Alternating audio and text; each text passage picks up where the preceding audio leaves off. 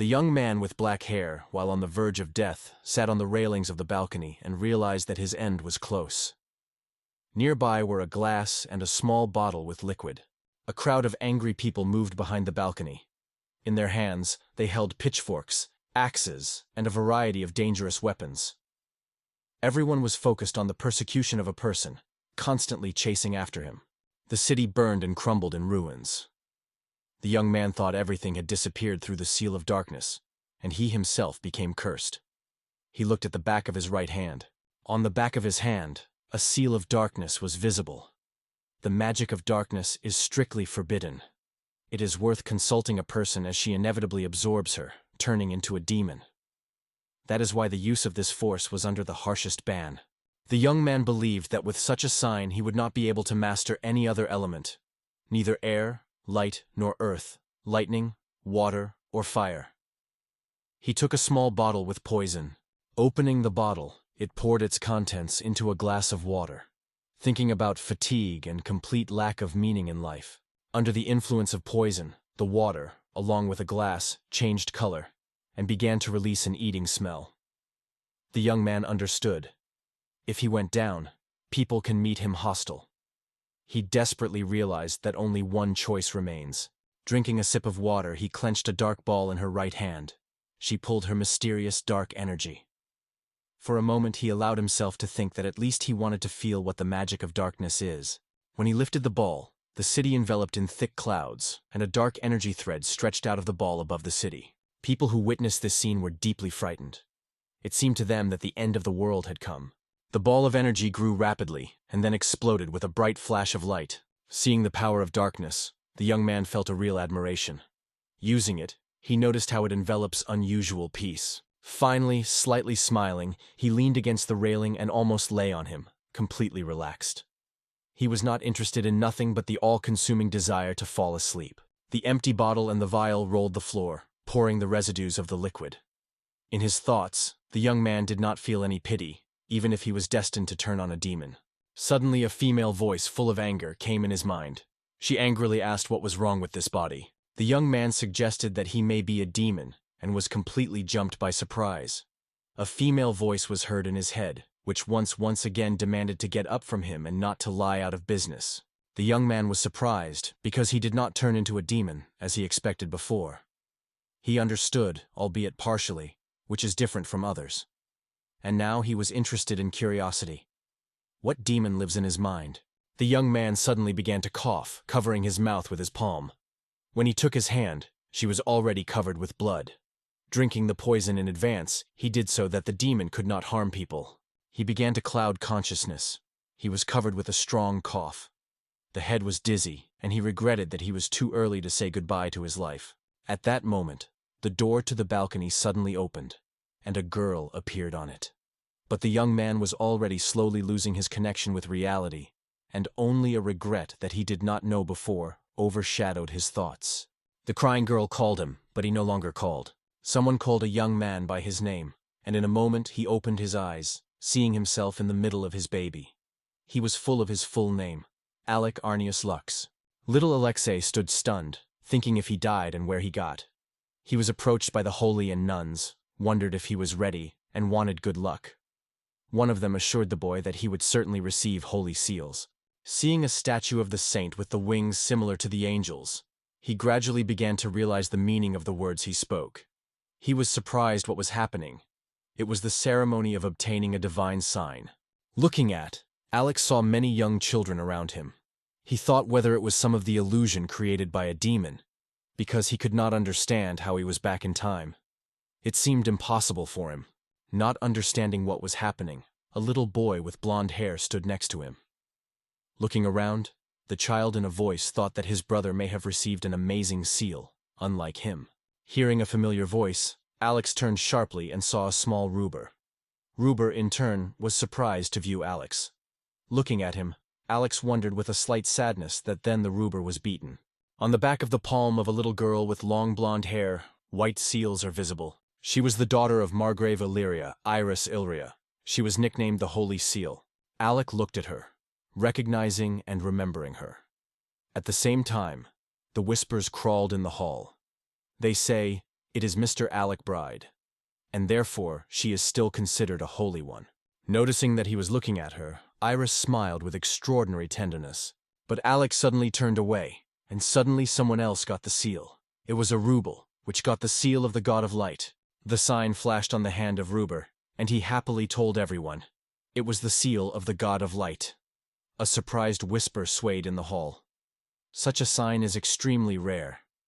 Alex watched everything that happened, and thought that all this was completely consistent with the past.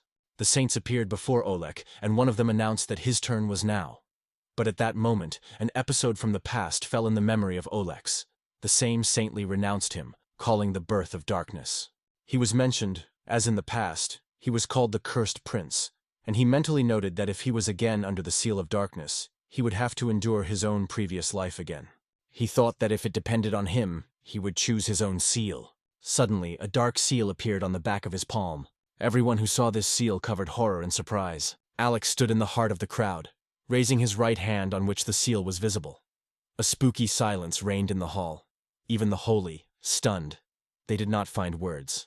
Gradually, people began to spread among people. Everyone said that darkness was sealing. His brother Rublert, who stood nearby, thought with surprise, "He has a light," and his brother, it turns out, darkness. After this opinion, the Ruble smiled maliciously and satisfied, covering his smile with his hand.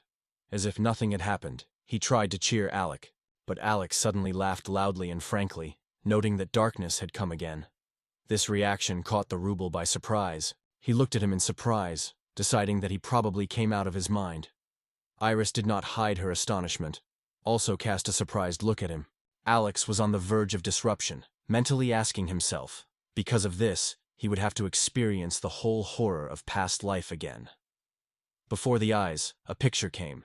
As close, friends, and even servants turn away from him. In his previous life, absolutely everyone turned away from him. He was convinced that this time the engagement of Iris was doomed to break. Before his rebirth, Alec literally lived among books, looking for answers to alarming questions. Why a person has a seal of darkness, and whether it has other properties. He even liked to simply try to master the magic of other elements, at least to be useful and earn recognition among people. The servant, who watched him during the training, whispered in a whisper, "The damn prince," which was in vain tried to master magic, though he did not possess it. They mocked him, calling him a rude. Remembering all the difficult moments of his past, he understood. To get this seal, not his guilt. The mistake of life was that he considered this seal a curse, not a blessing. After all, before his death, he learned that he could safely use the magic of darkness without risking to turn into a demon. With the awareness of this truth, he decided that everything will be different in the present life. With a smile full of determination, he promised himself that he would become the most powerful magician. In the luxurious palace, warm rays penetrated through the windows of the sun. Numerous servants gathered in one of the halls. Among them, a young man, markedly worrying and trembling with fear of Alec, asked him a short vacation for a month. This spacious, cozy room belonged to Alex. He sat on the bed and listened carefully to the request of the servants. He sat and mentally noted how absurd this scene seems absurd. One could simply admit that you want to leave everything immediately, only because of fear. Subsequently, Alec took up a book that contained guidance on the magic of darkness. At first, he decided to try his own strength in creating a fireball. He decided that the knowledge of the magic of fire would not be needed. So he just tried to squeeze the magical power, forming a ball from it. He managed to form a small ball, but suddenly it broke out of place and exploded. After the fall, Alec decided that he should not use such magic yet. He realized that first it was necessary to understand the principles of dark magic. And it was at this moment that the demon's demon sounded in his mind. The demon became angry, not understanding why she could not master the boy's body. Hearing her voice, Alec aloud reported that he seems to be all right with him. He heard the response surprised the demon. She did not expect the guy to hear her. Demons, angry even more, was surprised how a simple man dared to speak to her, and demanded that she give her a body without delay. However, Alec decisively refused to execute her order. The stunned Demos shouted even louder, demanding that he leave the body. From a deafening cry, he mentally covered her mouth with her hand and told her to silence. Suddenly, he stopped hearing her voice. Recalling that the demons have the magic of darkness, he asked aloud to hurt him. In response, the Demos immediately screamed, demanding to give her a body. But of course, he refused. Sitting on the floor in his room, he decided to turn to the archive in search of information about demons, hoping to find out more about them. Alex sat among a whole mountain of books, trying to focus on creating a spell. The most important thing in this case was to clearly imagine the end result. So, Alec, with his eyes closed, he reproduced in his thoughts what he wants to achieve. Alekiv managed to invent new magic. Now it is only necessary to improve their skills. Behind the door, the voice of the servant who called him. Waking up after class, Alec examined his room.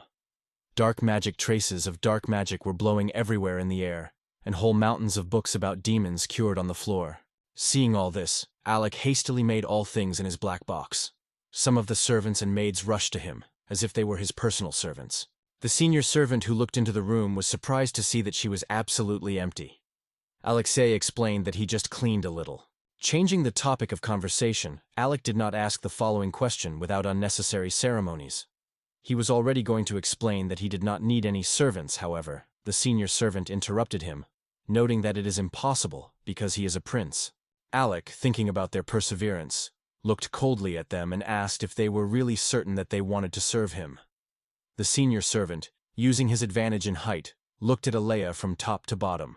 In the eyes of the senior servant, Alex seemed an ordinary boy. Suddenly, in his mind, a mocking, disrespectful ghost of the voice of Demosa came from him. She was clutching from him, emphasizing that everyone is perceived only as a child around him. Somewhat annoyed with the words of a Demos, he ordered the servants to leave the room to discuss the terms of the agreement with his brother. The servants silently executed the order and quietly disappeared behind the door. Finally, when everyone left him alone, Alec relaxed, lay down, and sat down. When the excitement subsided a little, he thought it was good that no one learned about dark magic. However, he did not expect his darkness to be so capacious. He thought that he probably had to check his maximum at the pond. The Damonza, who settled in his mind, laughed. No one wants to serve him, so he can give his body to her. Without listening to her words to the end, Alex suddenly jumped forward. Thanks to this jump, he instantly found himself elsewhere, outside the palace. Looking around, Alex noted that this ability is extremely useful. The demons inside him was stunned by this discovery. Demois, without understanding, asked how he managed to do it. He quite calmly replied that it was only a jump, and negligently added that demons are constantly using such magic. She, a little surprised, agreed. He, having perceived her as a low-rank demones, decided that she was weak. The Demosa was embarrassed without deciding to deny it, and asked where they were going. Alex stopped in front of a majestic monastery, near which the nun was drawing something on the road. The Demosa felt restless here. She was not at all liked. The Demosa asked, a little frightened, if he really intended to expel her. Meanwhile, Alec approached the nun and called it. She returned to him and noticed the coat of arms on his cloak. She whispered something about the emblem. Alec interrupted her, saying that she seeks to get to the monastery. The nun, having put her hands in prayer, began to read the prayers quietly and beseech for mercy for this child. Demosa, noticing the seal of darkness in the nun, paid the attention of Alec and wondered if it was threats. However, Alec assured her that it was not necessary to worry, after which he entered the monastery together with the nun. Inside the monastery, the guy noticed a girl with a pigtail who marked the floor. Noticing the stranger, she joyfully turned to him, asking if he was not new. On her hand, a seal of darkness was visible. It is worth noting that inside the monastery, all present were engaged in cleaning the hall. Everyone had a print of darkness. Alec was approached by a girl with a ponytail. He spoke the first, calling his name immediately. The girl smiled warmly. In response, she was also named. Her name was Lena, and she was glad to get acquainted with him. Alec smiled at her, but in her soul sadly noted that such good people were here only through the seal. Suddenly, he heard the voice of Demois, who suggested that he make Lena with his follower. He thought to stop speaking nonsense, because Lena was still too young. Demosa tried to create the right atmosphere. It was then that Lena wondered why he came here. He told her that she was looking for a butterfly and a maid in this place. Lena offered her help, and he was grateful to her. They slowly crossed the hall, and Alec addressed it with a question who could advise. He needed those people who met his requirements. He told her that he really needed a person who could be trusted. I thought in my thoughts, how well it would be if such people really existed. At this point, Lena proposed to introduce him to Alicia. Lena helped him get to Alice. They left the monastery and went to the cemetery. There was a creepy silence in the cemetery. A dead atmosphere was felt. Crosses huddled on the tombstones, oppressing this place even more. In the middle of the cemetery was a nun who dug the ground with a shovel. Lena called her in her name loudly. Alex saw a nun that returned to them. She did not resemble a person at all. Her head was like a pig's head with big eyes and a round heel like a pig. Her legs were reminiscent of wolves, with long, sharp claws. Then Lena introduced Alicia to this girl. Looking at Alicia, Alec thought that she may actually be a demon. After listening to the whole story, Alicia, with excitement and fear, asked why the choice was made on her. All this time, Alec did not leave the suspicion that she could be a half-arc. Aleka swept a light, thoughtful sadness. There were no special prohibitions in the palace, but he suggested that everyone would be amazed if the demon became his maid. Alicia noticed this expression on his face. Alicia quietly noted Lenny that she did not even confess to him in her demonic essence. Turning to Graves to forgive her, Alicia reported Alec that she was already doing graves, and then headed further, to the graves themselves. In the thoughts, Alec came together for the fact that she was a semi-demon, and it struck him well. When he understood, he suggested that she may refuse because he was a demon. Alec wanted to stop her, explaining that she had misunderstood her something. But as soon as they stepped on the territory of the cemetery, dark magic escaped from the ground. At the entrance, Lena stopped him, grabbed her hand and pushed it back. When both noticed a dark ball of energy, she explained that it was a cemetery of cursed, so dark energy often appears here. Alicia paid attention to the ball and pointed to it. Lena continued that this is why Alicia works here. Thanks to the seal of the Holy Knight, she is able to cope with this task without difficulty.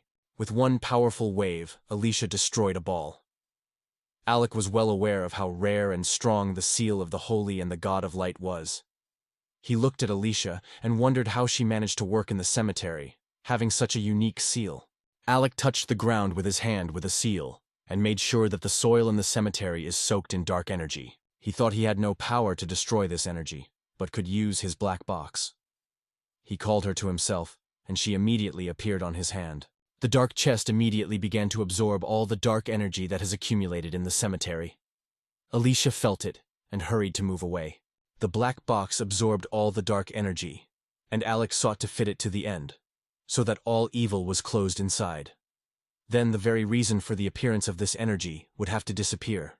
After the dark box has absorbed all the dark energy, the cemetery was noticeably cleared. Now there was no oppressive atmosphere that was striking at the beginning. Even the sun shone over the cemetery especially brightly, giving this place a sense of holiness. Who saw the whole picture completely? It was a great surprise. They surprised that all the dark energy had disappeared. However, Alec replied, the source of darkness, according to him, still remained here. Suddenly, the dragon emerged from the earth, however. It was not a living creature, but a bone dragon. Everyone engulfed fear, and they rushed on the side. The dragon behaved extremely aggressively. Alex remained in place, looking at the monster and realizing that the source of dark energy is the dragon's corpse. The girls who were nearby suggested that Oleksiev join their race. Even the Demoza, who lived in his mind, was frightened this time. To run away, not to stop. But Alec, not looking away from the dragon and not showing fear, calmly assured her they would cope with him. Alex informed Demois that he intended to create a new spell using dark energy absorbed earlier. Deimos, obviously surprised and embarrassed, did not stop persuading him not to run or get involved in dangerous games with dope. Suddenly, Alex created a huge stream of darkness, which he absorbed the dragon with his head. He directed all his dark energy to the attack on the monster. Thanks to this spell, Alec instantly destroyed the bone dragon.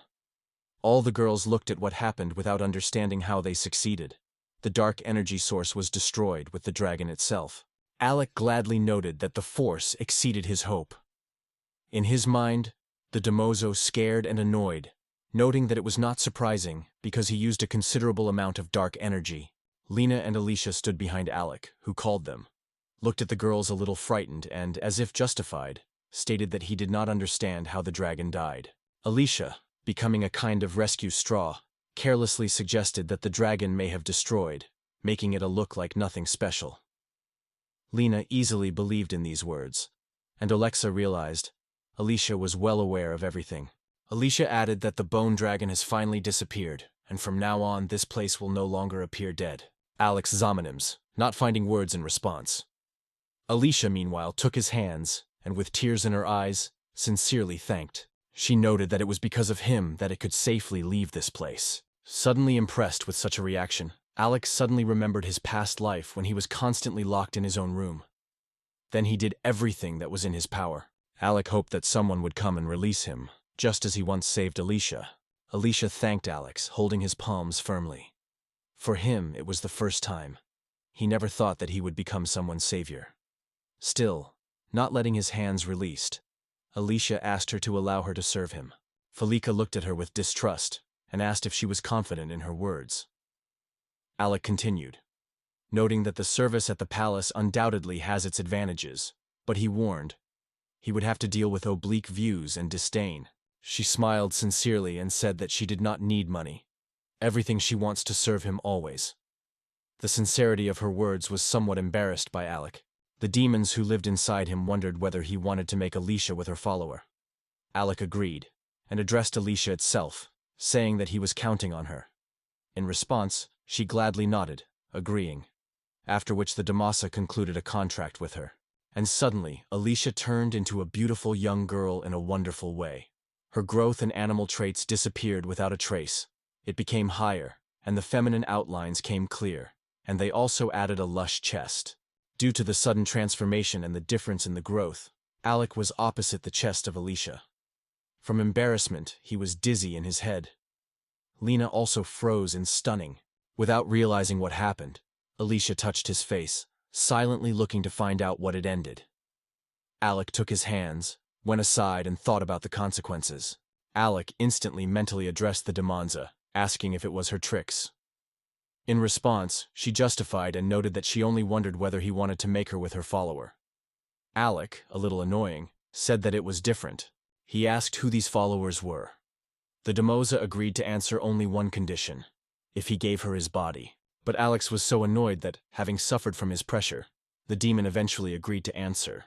Demeza explained to him that supporters are a kind of magic, similar to human spells. The difference was that when someone becomes a follower, his race changes to the race of the mentor.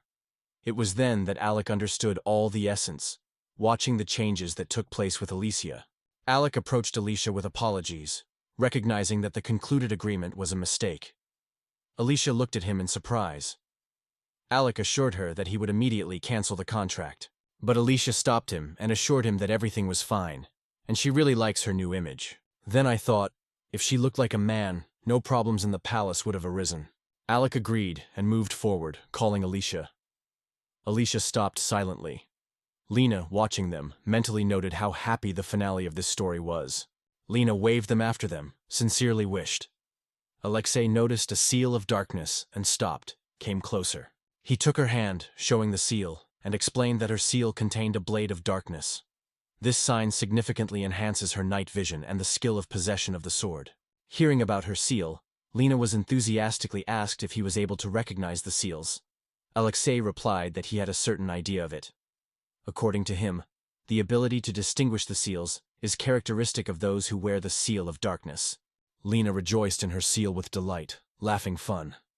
She thanked Alec for her useful information, noting that she was still needed. Alec only smiled sincerely. Alec remembered his words that he seeks to become the most powerful magician. However, seeing the joyful faces of Lena and Alicia, he realized that his own seal of darkness helped them both. He looked at his hand. A sign of the abyss was visible on it. He had no idea what this seal was capable of. In his past life, he had to go rid of mockery, and everyone was perceived as a demon. But now he realized, above all, he wants to live a new life as the greatest black magician. Such was his promise. For his friends, he will master the magic of darkness.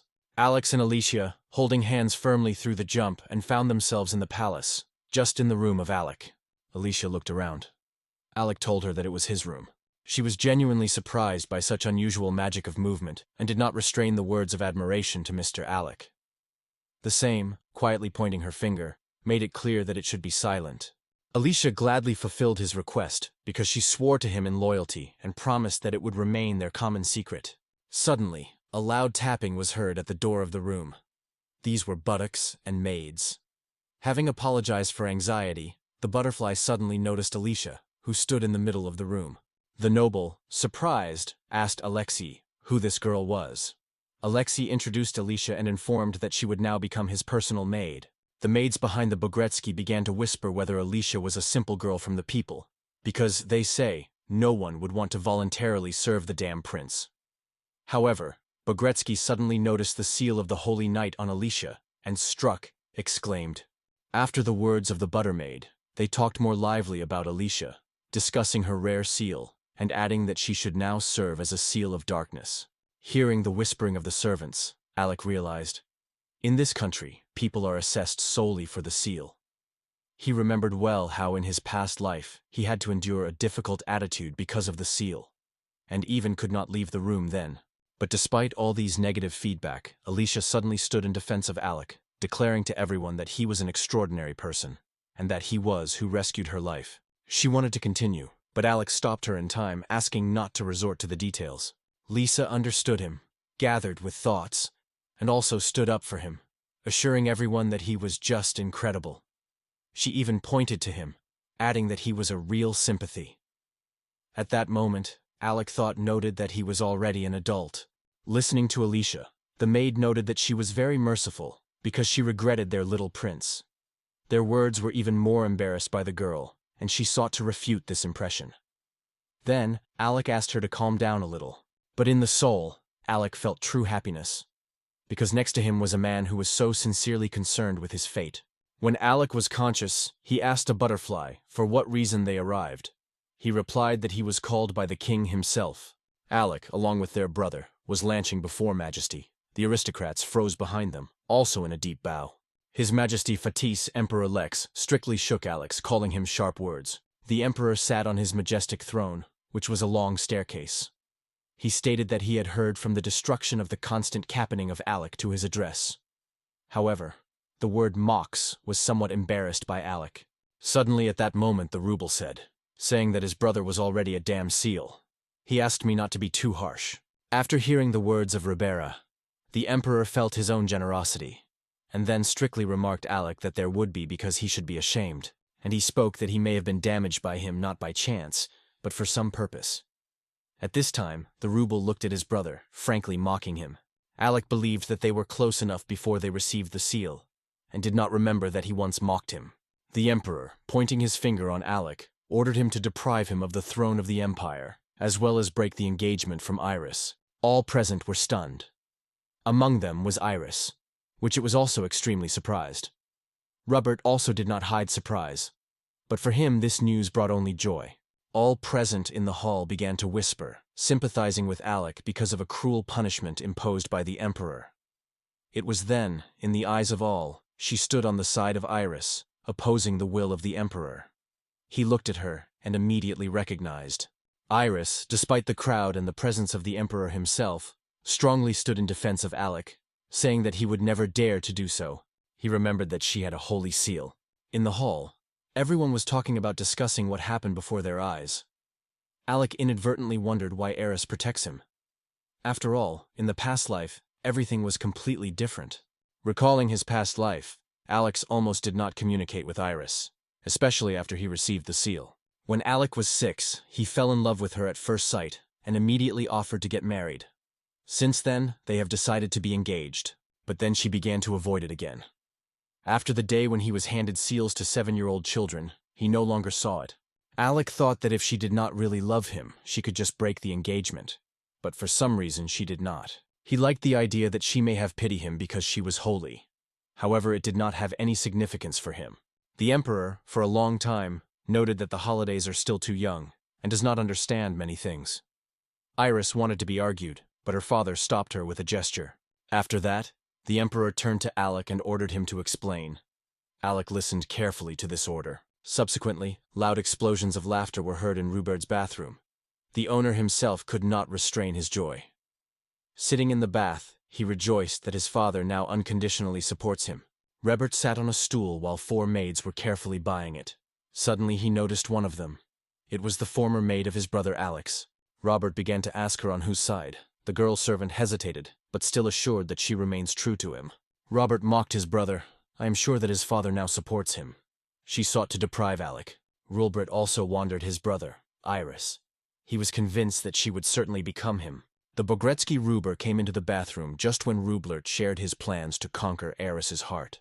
Once at the door, and inadvertently hearing these words, he froze, not knowing how to behave. The Bogretsky, without spending time, told the destructive that Mrs. Eris had left their estate. The news heard stunned and annoyed the destruction, so that he pushed away all the maids. Rupert wondered why Iris left their house, and suddenly it was illuminated. She may have followed Alec. It annoyed him terribly. Everything was reduced to Alec again. Dvoretsky then informed him about the arrival of the priest bureau, and stated that Rybert was also expecting. The bureau was an elderly servant of the Church of Light. Robert smiled happy and informed the chamber that he would come to him now. Burios, along with several faithful vassals, thanked the destruction for the hospitable reception in his palace. He was not only a representative of a well-known family, but also headed the priests of the cult of worship of the Light of Light. Burios, hiding his true intentions, felt compassion and annoyance because his older brother Alec received a damn mark. The cult of the Light sincerely hated all the carriers of the darkness of darkness. Rublet replied to the priest that their cursed prince would soon leave the walls of this castle. The priest, apparently excited, noted that such people can immerse the whole empire into the chaos. The destruction, without hiding his intentions, answered him that if he told everything about his father, then he would deal with the damn prince. The priest, barely noticeably smiling with his spooky smile, undoubtedly supported the right decision of Rupert. So there was only a little scared to Alec. Rupert believed that earlier the father paid attention only to Alec, but now everything would be different. He laughed quietly, imagining that no one dares to ignore the Light of the Light himself. Now his goal was to capture the entire empire. Meanwhile, Alex Alicia asked in the room of Alex Alicia what she should do next. Alec, not changing a little on the face, calmly replied that they would do nothing. Alex informed Alicia that he had owned a small territory on the border of the empire, so they could safely leave the castle. This area was called Tiarais, and Alicia has never heard of such a place before. Alec began to explain, pointing to the map that this land was not taxed. Most likely, no one lived there at all. Alicia managed to disassemble the name of this country, which caused surprise to Alec. Then the girl explained that she studied a little in the monastery. The Tias province was one of the 11 provinces of the ancient Lisk Empire. When the empire was called sacred, these lands remained abandoned. Alicia noted that there are many monsters living there. She wondered how he would be able to cope with such a edge. Buck replied that this is not necessary. If he becomes a lord, he will have to pay the empire taxes. In addition, there was no one who could rule there on these lands, so there was no need to go there. However, Alec did not think that this land was actually designed for those who wear the seal of darkness. However, Alec still decided to visit these lands. Alicia also wanted to accompany him, and Alec did not object. Together, they decided to get on the road. Animals took place at the stadium on a sunny day. The stands were filled with viewers. The presenter announced the microphone at the beginning of the race. The presenter commented on each of them through a microphone. He talked about an animal by the lightning shadow. She was confidently breaking forward, and today she participated in her first race. Already she showed incredible results. Finally, Lightning Shadow escaped, and the first crossed the finish line, leaving the opponents behind. Alec and Alicia, sitting in the stands, joyfully celebrated her victory, which became their common habit. Even the demon joined their triumph. Alec and Alicia stood by the cashier, taking money. Those who watched this considered them lucky. But in fact, Alec already knew the results in advance, because in the previous life, the rates were the only entertainment for him. The cashier raised all the money, and they turned out to be so much that they filled the whole tub. He asked if he could pick up this money with money. Meanwhile, Alec thought about whether he was using his magic, but unexpectedly, Alicia lifted this tub and said she could carry it herself. The cashier was genuinely surprised, and Alec thought, even if Alicia changed her race, the strength of the orc seemed to be left with it. Alicia kept overboard, and asked Alec to always give her any cargo, because she was his maid. But Alec thought that this was not in her duties. Alex called her Dark Box, and she instantly absorbed the money sparrow. After that, he explained to Alicia that this money would be needed to get to Tiaras, because the road to this city takes a whole month. Alec and Alicia leisurely walked the streets of the city to the palace. Alicia advised Alec to hide all her baggage in a dark chest. Alec agreed to this idea, adding that they would need more horses. He also expressed the desire to entrust Alicia to buy sleeping bags and clothing. Alicia agreed with enthusiasm. A half-voice mutilated that she would choose his underwear, and even that only they would go into this journey. Hearing her words, Alec asked what was talking about. In response, Alicia was charming with a smile. Two men came to the tavern. Going inside, they saw numerous visitors to communicate, drink, and have fun. Looking around, they both were convinced that it was indeed a tavern, and for Alec this institution was new. It was for the first time. One of the waiters approached them, smiled politely, and greeted adventurers in the guild, and then held a registration rack. Alicia asked Alec whether he wanted to register, but he refused. Alec wanted to add that he was forbidden, but Alicia, if descended, could register on his own. Alicia replied to this that she would do as he wants. At this point, a crowd of men who sat at their tables looked at her with interest. Alicia noticed this, and a silent whisper warned Alec, who was watching them, distrustfully looking around. However, Alec was well aware. Their view is not directed at him, but on Alicia. Outward, Alicia was distinguished by its great attractiveness. On her figure, emphasizing expressive bends and luxurious breasts, a form of the maid was drawn. Not surprisingly, all men immediately began to argue who the first to dare to approach her. It seems that he fully understood the situation and the mood in the hall. Leaning, he whispered quietly in his ear. Whether she is not concerned about her only around her. Because she is extremely beautiful.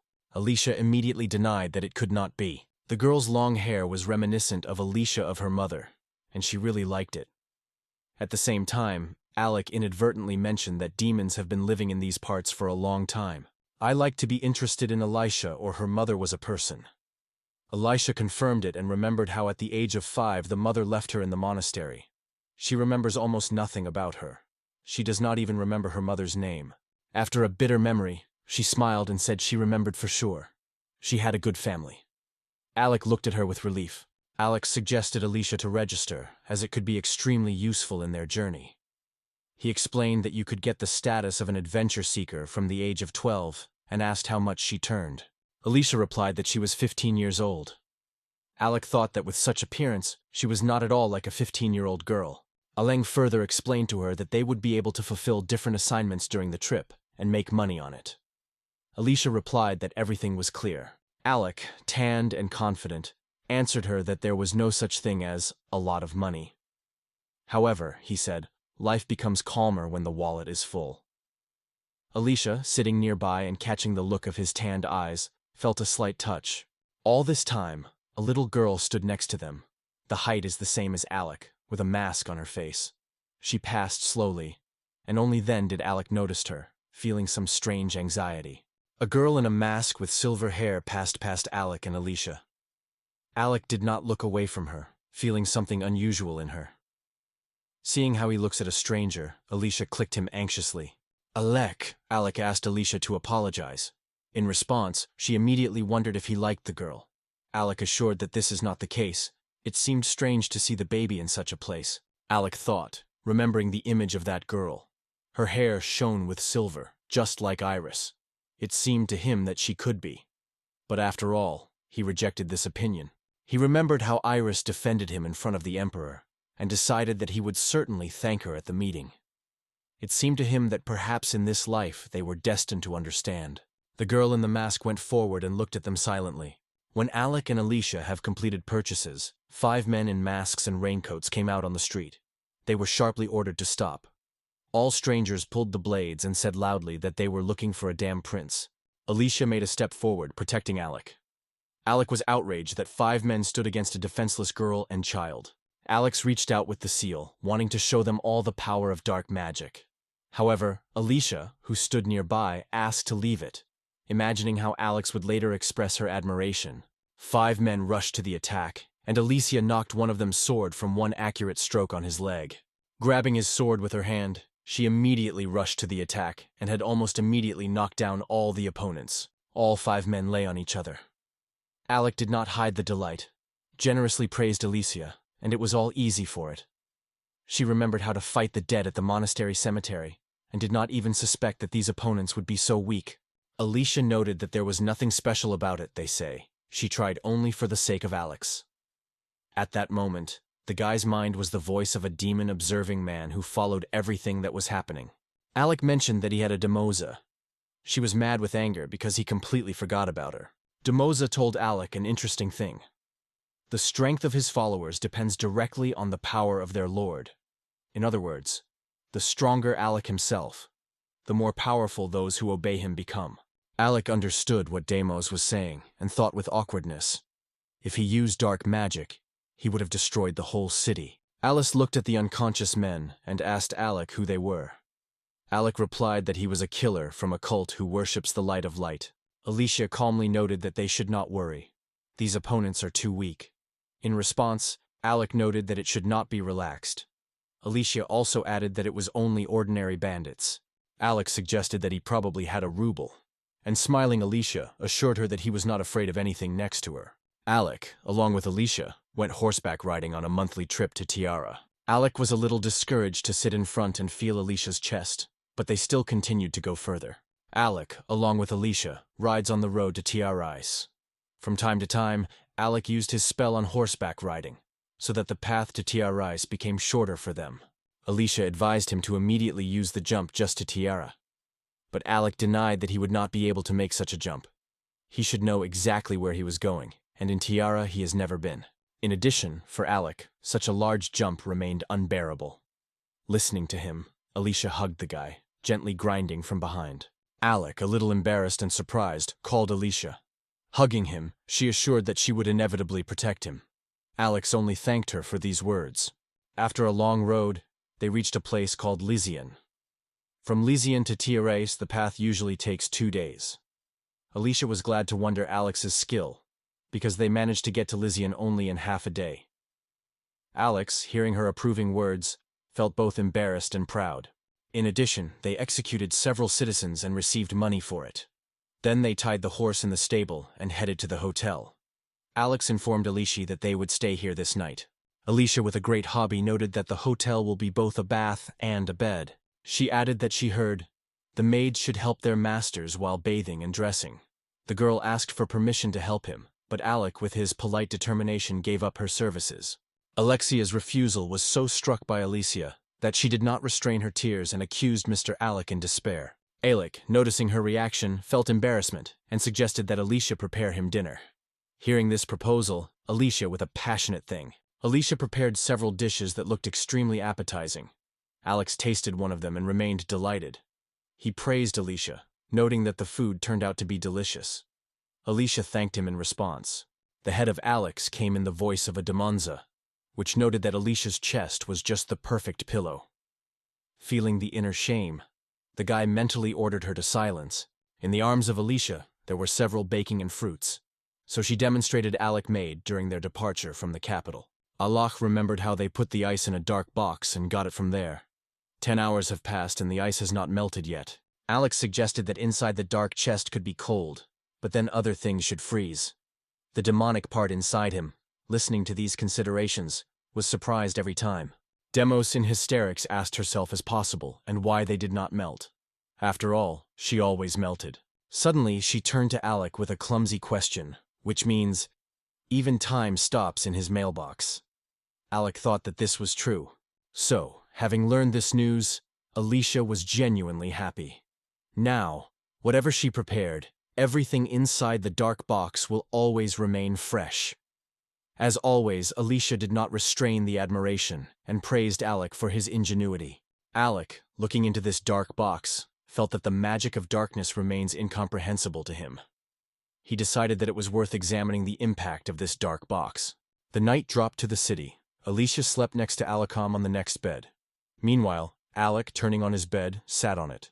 For some reason, Alec did not take a nap, so he decided to take advantage of time and train his spell. He dressed and, honing his skill, began to teleport from the roof to the roof along the street. Suddenly, he stopped near one of the houses and looked at the night city. A fascinating landscape opened from the roof that unfolded in front of him in a shimmering light. Alex admired this spectacle without hiding his admiration. He could not think that he would ever see the capital from the height of a bird's flight. Alec thought, reflecting the restriction of the jump. He decided that you needed several experiments just on the road. Suddenly, a shout came from below. Someone asked who was there. Alec looked around and noticed 2 guards on the balcony floor below. Hearing the noise, they immediately began to look carefully, trying to find out its cause. Using invisibility invisibly, he went down quietly to them. The guards never noticed his presence, convincing everyone that there was no living soul here. The guards walked past Alec. None paid attention to him. Suddenly, one of them shouted, looking for Mrs. Iris. Alec heard her name with surprise. Alec mentioned the girl he saw in the tractor. He was inadvertently thought, wasn't Iris? But he could not understand why she behaved that way. The guards were pouring everywhere, looking for Iris and calling it loudly. At this time, Alec took advantage of the jump and found himself in his room where Alicia slept. Once in the room, he removed the magic of invisibility. A thoughtful expression appeared on his face. He thought whether it was worth looking for Iris. After all, he was her bride. But suddenly Alex decided that it was not necessary to do it, because perhaps Iris was running out of her home for some reason. Alec reassured himself with the idea that she was watching experienced guards, so he has nothing to worry about, Alex thought. He was deprived of the right to the throne, the engagement from Iris was torn, and the present life was becoming more like what it was before. He could not determine whether it was good or bad, but after all, it didn't matter. Alec was not going to give up. At that moment, half ash, Alicia also raised her hand and, marinating in her sleep, said she wanted to follow Alec. Alex smiled with her act and looked at her thoughtfully, thinking what a stormy dream now worries her. Alicia, however, slept calmly, revealing and not even feeling cool. The next day, Alec and Alicia went to Tierrace riding. Alec reassured the satellites, assuring that they would soon be in Librien.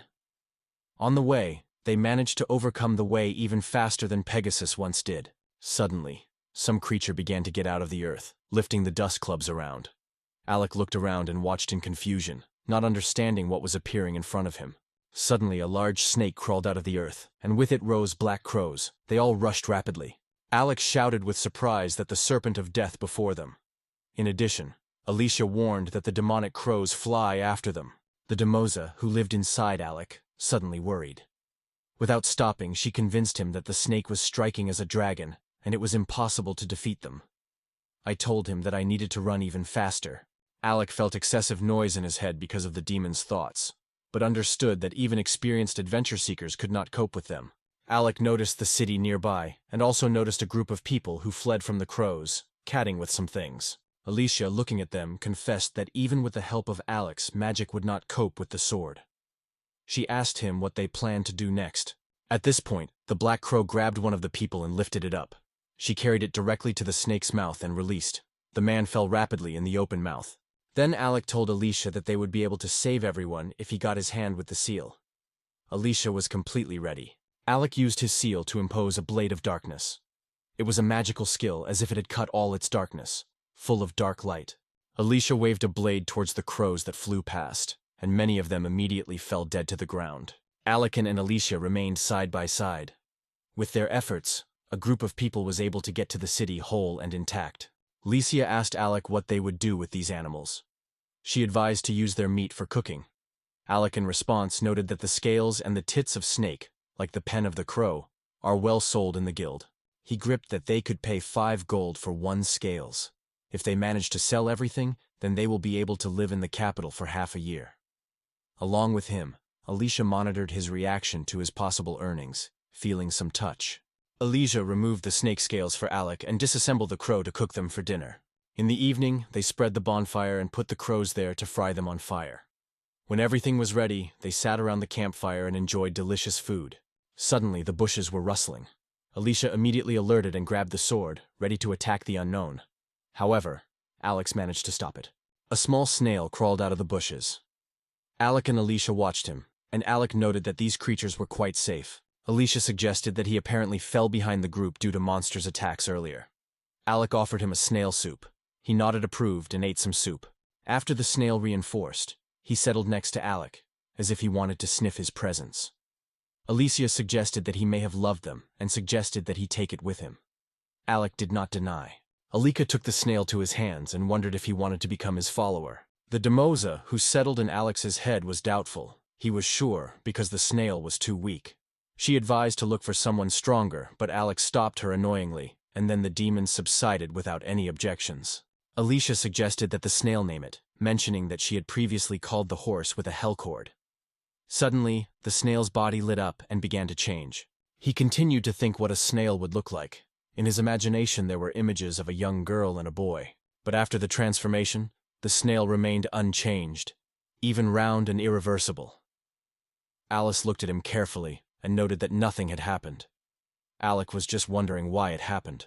Then the Demosa replied to him that perhaps only demons were able to turn into a person, but she was not sure of it. Alec mentally called her a worthless demons. Alicia all the time invented the names for the mucous membrane and suggested that one of them give a mini-electric. Alec replied that he still needed to think about it. Alex suggested calling Snail Elic. Alicia immediately noted that this name combines their own, Alec and Alicia, and gladly responded, calling Alec Genius. Suddenly Alec was worried and began to fuss. Alec and Alicia asked him what happened. Within seconds, a man from the same group of people ran up to them. Seeing that everything was fine with them, he calmed down. He apologized to the fact that they were in danger through him, and sincerely thanked them for the salvation. Alea returned to the memory that at that moment a group of people carried something heavy. The man asked them whether they were heading to Librien, and then advised to leave this place as soon as possible. He warned, "Soon, the city will fall." The man raised his head, and Alex suddenly saw a big eye. It was not a person. The demon hastily closed his face. Alec and Alicia, sitting on a horse, watched as he returned to the city. Alicia noted that trouble could begin soon, and Alec agreed with her fears. The city of Librien is governed by Lord. Demons settled on his coast. The main protection of the city was high walls. Alec knew that the port was protecting a strong chain, and therefore the attack from the sea was impossible. However, he thought, having on the side of such a defender as the demon, the city would undoubtedly fall. He shared with Halish with his confidence. It was difficult for him to imagine that the city was threatening something in the near future. Alicia agreed with his words. However, Alec did not leave reflections. Excerpts from the past life were torn in memory, which mentioned the death of the city of Librien. Alec clearly remembered the same moment when the knight reported to him, to the Emperor, and the boundary of the destruction of the city. Alec recalled everything and decided to meet with the master of the city. After all, if the events unfold and further, many people can die. Alec and Alicia passed through the majestic gate to the city of Librien. The city walls stood far up, securely protecting the city. Each entrance had a massive lattice that rises during the opening, and at the gate itself were vigilant guards. In the city, residents were engaged in everyday affairs, whispering by discussing a close invasion of demons. Some of the guards have already ordered the demonic servants to carry the weapons and stock the provision, preparing for the defense. Alec with Alicia went deeper and stopped near the palace, where they also had the opportunity to meet with the city lord. Alec paid for an unexpected visit to this respectful man, but the owner only smiled kindly, noting that he was very honored to accept such a guest. Lord politely asked Alec for his visit. In response, he reported that His Majesty had given him the land of Tierres. Lord asked if he really was going to these devastated lands. Alec calmly confirmed, adding that he intended to explore these lands. After listening to him, the Lord was sadly upset and apologized, because Alea could not support. All people were preparing for the city's defense. However, Alec replied that he did not need any guards. Alex, with seriousness and unwavering, stated to the Lord that he wanted to assist in preparing the city for storming. The Lord for a moment fled from surprise, thinking about Herd. In a moment the owner restrained himself, almost laughing at Alec's face. After all, the boy was still too small to make such conversations. Behind Alec stood Alish, dissatisfied with Lord. She noted that his behavior was impolite. Lord immediately began to justify and apologize, explaining that he smiled unconsciously because of the young age of Alec. Then Alec told that the residents of the city, who carried chains, happened on the way. The Lord replied to him that they may have seen demonic slaves. He ordered these people to bring chains to restore the coastline. Alec remembered the face of the resident who addressed them. Then he realized that there was a semi-blooded Cyclops in front of them. The owner reassured them, they say, it is not necessary to worry, because they are just slaves, free labor. He, for his part, would never involve people in such affairs. The owner continued that they were only demonic creatures. Alec looked at Alilio. Her face proved depression after Herd. Aling appealed to Lord to inspect the chains. He, without denying, gave consent. Alec, along with Alicia, riding the top, looking at the chains. Suddenly, the girl stopped him and, looking carefully, asked if he really wanted to help such a person. Alec looked at Alicia, whose face seemed cold and removed. Alec explained to her that she did not want to help him. He added that there are many people in the Empire who are not so cruel to demons. But if you change nothing, they will all die. Alec and Alicia went city streets. Peaceful residents were dreaming around them everywhere. They smiled at each other and helped. After a short pause, Alicia asked if this city was in danger. Alex replied that the bishop would not worry so hard because of empty words. They recalled the prophetic words of the Cyclops, who warned of the inevitable death of the city. Alicia wondered what happened as a result of these words. Alec replied that it is better to make sure. Alicia, looking at the subordinate demons, sadly noted that in this city she is cruelly behaved. Alec, in response, noted that residents are afraid of the invasion of demons. Alicia, with pain in her voice, began to share thoughts on what she was when she became a demon, and suddenly fell silent in half a word. However, Alec did not have to explain anything. He understood without words. In fact, not everyone was able to accept a demon. They reached the gate of the defensive wall, near which 2 guards were on duty. Ali approached them and reported that she had come to inspect the coastal strip. The guards crossed the spears, blocking the path to the wall and not allowing to go. They strongly stated that they would not let the baby there. Meanwhile, the second of their guards insisted that he did not interfere with the adult, because the prince should come soon. Suddenly, both guards noticed on Alexei the royal coat of arms. Understanding their mistake, both knights began to apologize to Alec, trying to justify that they did not expect to see him so young. Alec remained silent, and Alicia stood behind him and strictly looked at the guards. The guards dropped them and began to explain how the port line was equipped. At this time, the entrance from the sea was temporarily opened. The water stretched between the walls of the fortifications, stretched through the water, which further impeded the penetration into the city. The security guard pointed to the chains, explaining that they were now strengthened in the water. Cyclops floated in the water, repairing and strengthening the chains. Alicia, recognizing one of them, noted that they have already met this Cyclops before. Alec also looked closely at the amazing creature and confirmed her words. The familiar Cyclops closely followed everything that happened in the water and from time to time gave advice on strengthening. It seemed to me that he was the leader of this group. The security guard further explained that they were well trained in the Kowalsk case. In addition to superhuman power, they were responsible for these chains. He assured that there were no grounds for concern, because the demons were given to them. Listening to the guard, Alicia murmured semi-loudly, "Whether a demon or a person in no way affects the ability." Alec agreed with her. It seemed to him that they were depressed from birth only because they were born with demons. Watching how the Cyclops do their work, Alec was convinced that their abilities should not really do not doubt.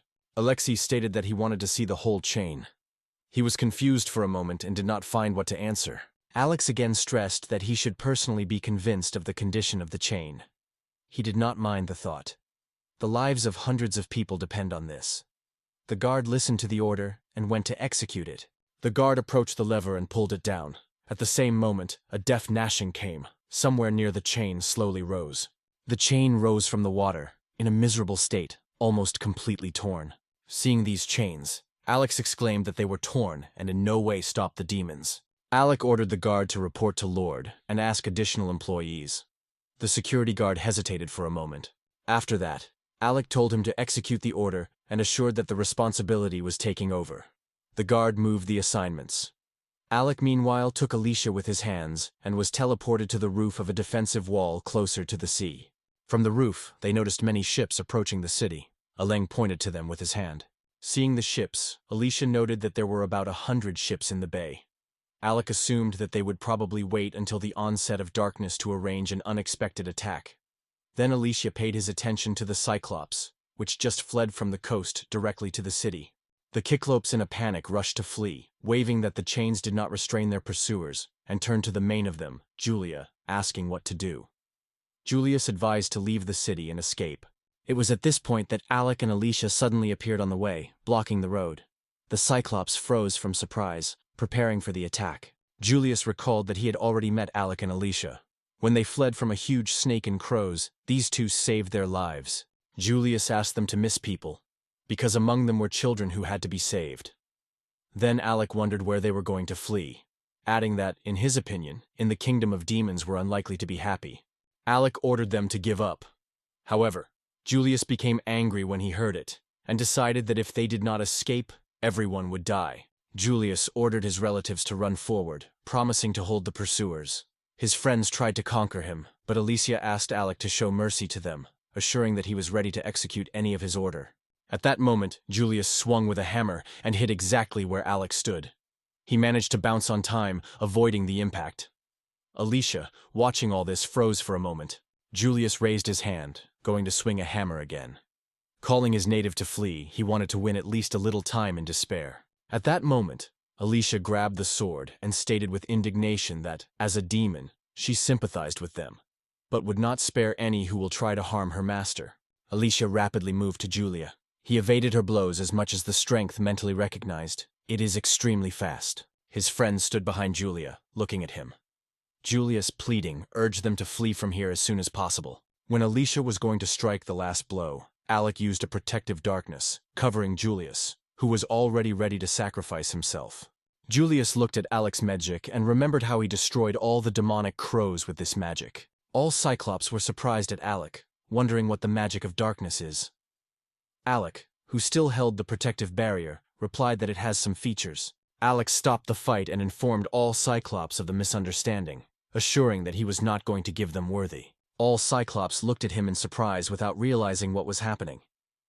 Then Alex showed them his seal of darkness and assured that he was the same as they were. The ruler arrived in the defensive harbor and asked the guards whether they managed to find fugitives. In response, the guards reported that the searches had not yet been made. They combed the entire coast, but the prince has not yet been found. Lord was not joke, and without holding back anger, shouted to the guards that if something happened to the prince, he would personally deprive them of their heads. The frightened guards rushed to work even more, with a fear. Then the owner asked how the repair of the chain was moving. The guard with sadness replied that the chains are badly damaged, and it would take many days to restore them. The Lord was even more angry and mastered him as he heard this news. He exclaimed that everything was over for Librien. It was at this moment that Alex suddenly appeared and told him that he was in serious danger. The Lord was pleased to look at Alec. He was glad that the prince is safe. Alec appealed to the Lord for forgiveness, and then reported to all the alarming news. The demons escaped and returned to their kingdom. Hearing these words, the guard stated that if they fled to the kingdom of demons, it would be impossible to return them. The owner was even more upset. However, Lord mastered himself and thanked Alec with his light smile for his help. He noted that Alec has done everything possible, but work in the port is not yet complete, so they will have to strengthen the defense here. At that moment, Alika suggested his help in the preparation of chains. He turned to the people standing behind, and a gesture called them. Alex informed Lord that he signed an agreement with the masters to restore Tiara, and believed that they would be able to help. Lord listened to this news with surprise and, paying attention to Alian's surprise, wondered if they could repair the chains. Suddenly, an unexpected thought was born in his head. A moment, Alex showed his dark seal Cyclops, assuring that he was the same as they were. He warned that they would not allow them to escape, and the escape would still not save. Far away. Alec assured that he could help them. Cyclops looked at him, full of doubts. Then Alec noted that, having become his followers, they can change their appearance. Instead of fleeing, he suggested that they conclude an agreement with him and promised that he would take care of everyone. The Demosa, who lived inside, assured, even if they tried to escape, she could effortlessly catch them. After listening to him, the Cyclops remained in indecision, convincing each other that only an ordinary person is in front of them, and it is difficult for them to believe it. It was then that Alicia said, attracting the views of all those present. Elysia drew the attention of Cyclops to Mr. Alec, pointed to him, and reported that he was the 6th prince of the Empire. The Ilsix began to repeat the thought that it was a demon. She said she became a follower of her ruler and accepted the current likeness. All the Cyclops froze from surprise, without taking a look. Then Julius asked Alec to ask why to help them, because the city was still doomed. In response, Alec assured that now everything became clear. Alex once again demonstrated his seal, and all the Cyclops immediately recognized the seal of darkness. He also noted that if Julius really despised people, he would not have warned them of the danger that was chatting in the forest. Alex confessed that they need help, and he sincerely wanted to help. In Julia, tears turned to his eyes when he noted that in his opinion, if they escaped, they would finally be able to live quietly. Julius, already in tears, said that the price of this decision would be the death of many people. Alec managed his hand on his head and assured that he understood everything.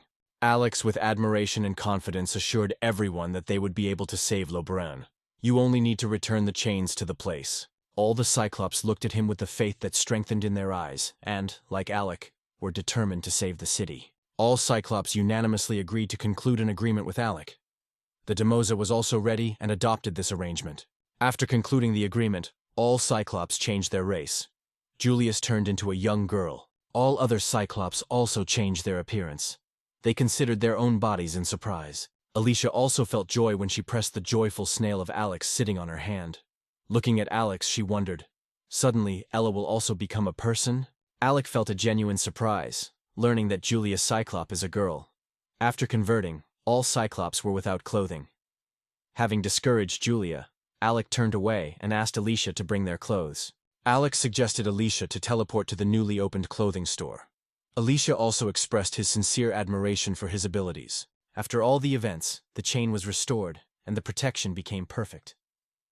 The owner was genuinely admired by this work and praised Alex's efforts. The owner noted that at such a pace all the chains will be repaired immediately. He praised the masters who were repairing Alex's chains. Alex gladly heard these words. Julia, together with his comrades, restored all the chains in the water. Meanwhile, Alex advised the owner to evaluate people by their abilities, not by origin. Listening to him, Lord replied that he had already lost any hope of protecting the city.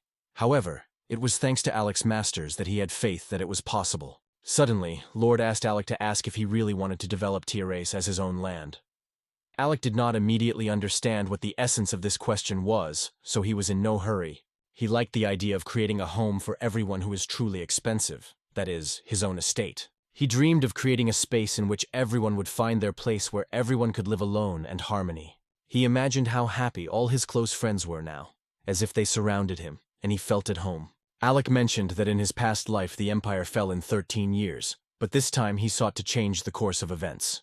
Even if the Empire dies, he still sought to protect his friends at any cost. There was no doubt in his determination. He sought to change Tiares and create a true paradise there. In his imagination, Tiares saw this city surprisingly beautiful, a place where all residents lived in harmony and happiness. There was no one here by the race or the seal, and his dear friends were happy, just as he always dreamed of seeing them. He gathered all his friends and confidently led them to Tiara, seeking to see their lands. On the lands of Tiares on Alex, Alicia and Julia were attacked by monsters. Julia was struggling, but her strength was faded rapidly. Julia was already crying, confessing Alec, who no longer has the strength to fight. Alec was familiar with the experience of battles with monsters. He believed that Tiara had nothing extraordinary. Suddenly, even more monsters attacked on all sides. Alec was confused and could not understand what was happening. Once all the Cyclops were lined up in front of Alec, patiently waiting. Demois rejoiced that Alec has now appeared new supporters, and not only in Cyclops. Julia gladly told her family they already earned many generations for a life of blacksmithing and working in mines, so they were confident in their skill. Alex replied that he was counting on their support. Alec looked at the satisfied Cyclops and thought, there are about 30 people in Julia's clan. Although he had a lot of money, but with so many people would only have them for a few years. He believed that to earn more, it was necessary to go to the capital again. Alex explained to everyone that they needed a stable source of income. First of all, Alec realized that they needed a clear plan to make money. He understood that if he did not change anything, they were not destined here for a long time. In the city of Librien, Lord, he addressed Alec with a proposal of cooperation. The Lord assured that since your luminosity has asked this request, Librien would surely assist. After the conversation, they went to a large workshop and stopped in front of a spacious, beautiful building. Looking carefully at it, the Lord pointed to this building, emphasizing that it was here that shops and a large workshop were once located, and all this was just on the main street. Once inside, they inspected the building.